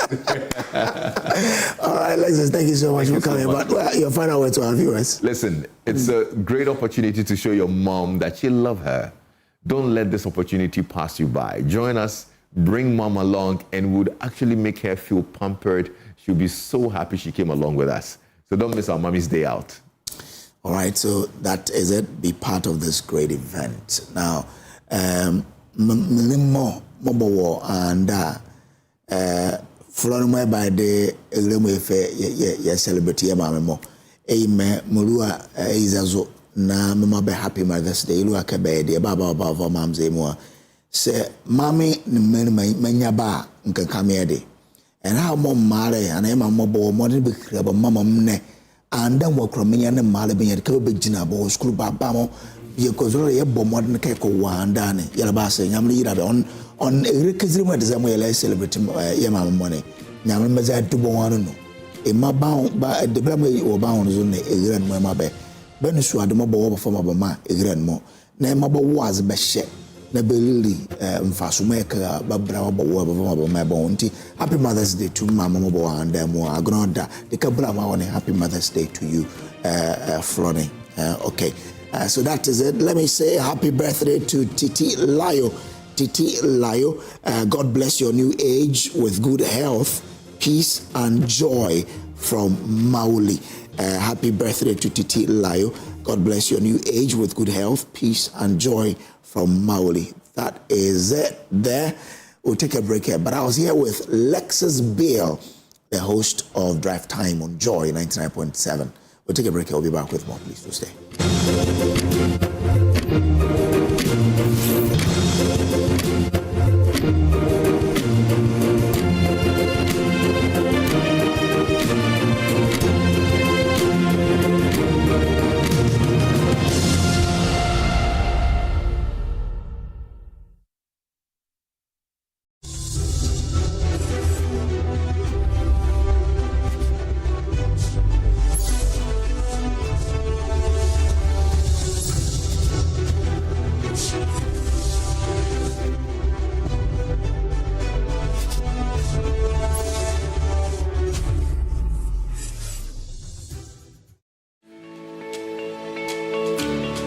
Shield silicone paint repels water, dispels water vapor, is washable, self-cleaning, and durable.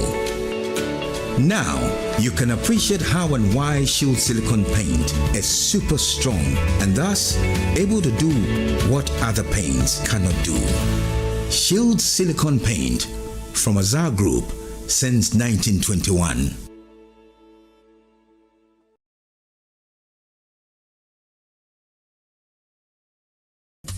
Mama. This Mother's Day, Joy Prime turns up the heat and serves love on the plate. 5 celebrities, 1 kitchen, endless flavor. Watch your favorite stars cook side by side with the amazing moms in their lives in an atmosphere of fun and music. Which celebrity do you want to see in the kitchen with your mom? Send your pics via WhatsApp to 055-157-5757. Be a part of this year's Mother's Day celebrations. The venue is the La Palm Royal Beach Hotel this Sunday, 10th May 2026 at 1 p.m. Come and experience live band performances from seasoned Ghanaian artists, plus win attractive prizes for your mom. Admission is free. Let's celebrate the hands that feed us. Cook with Mom, Celebrity Edition, powered by Joy Prime and sponsored by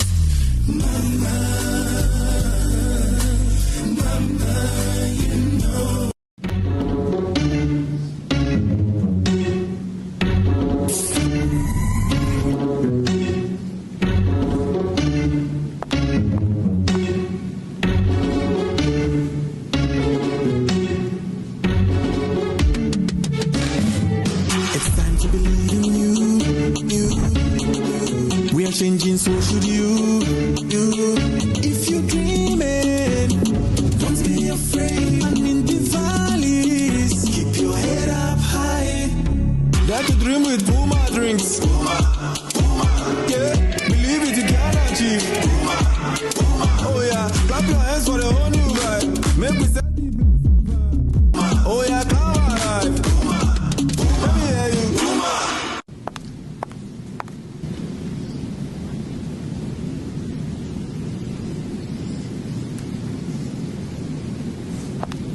Puma drinks, a whole new vibe. Another quality product from Casa Precon. This advert is FDA approved.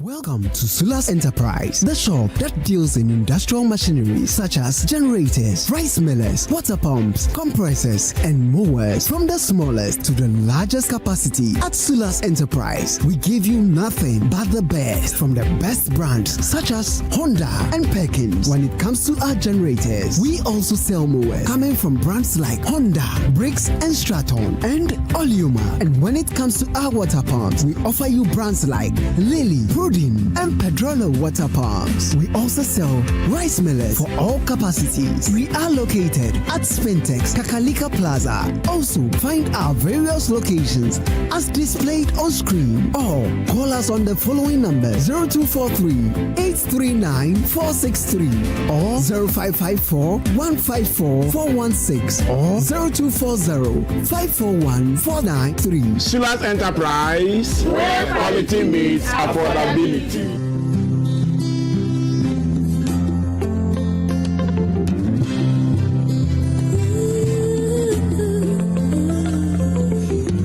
Hello and welcome back to Gomor Central, where amazing things happen.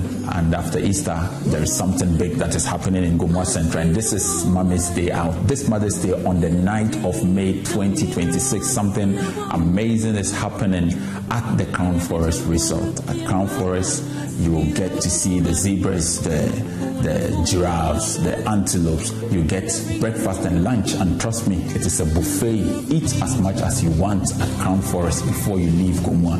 That is not all. You are also getting horseback riding, you are getting paddle boating, you are getting giveaways, dancing competitions, everything that you can think of. You get to go on a whole safari tour, and this is what Multimedia Joy Brands is bringing to you. This is the Mommy's Day Out at the Crown Forest Resort, with just 1,500 for couples, with 800 for singles, with 500 for kids. You get a bus to take you all the way to enjoy all of this. Listen, there is nothing better than this, and if you want to be part of this, please call 0591-709309 and give your mother the best time of her life at the Mommy's Day Out at the Crown Forest Resort. Can't wait to see you.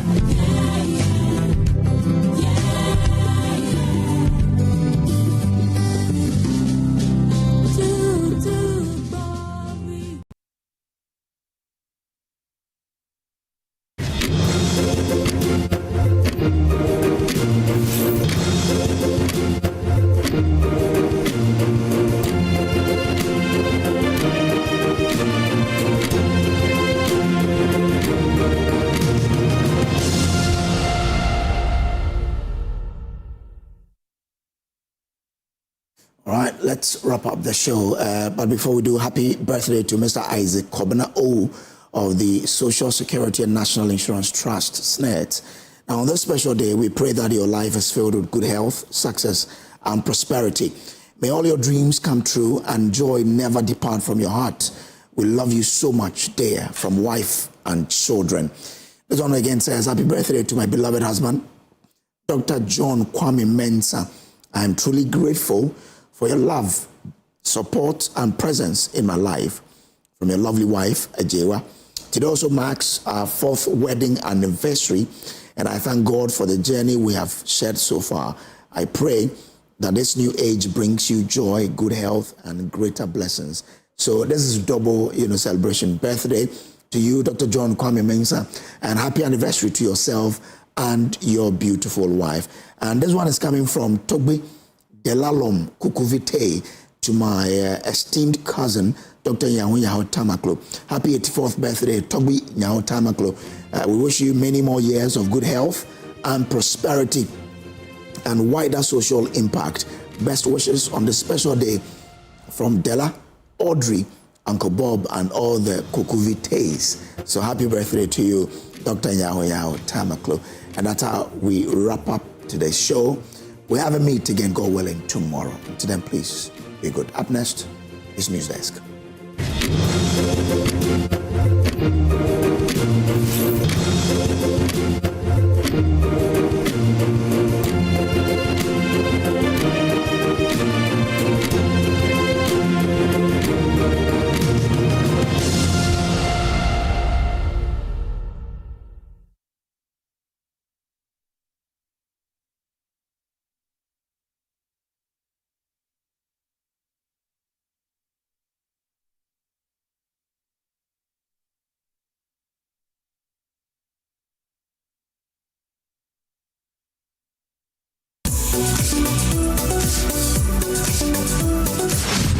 Everything has meaning, but not everything is as it seems. For every story told, there are versions of the truth. We can't afford to look at this, the numbers that have been presented, and say, we are tired, it's the same old issue. No, somebody should be prosecuted. Every opinion can be debated. Every claim can be challenged. Even the idea of the national interest can and must be interrogated. This is the date it was. This was the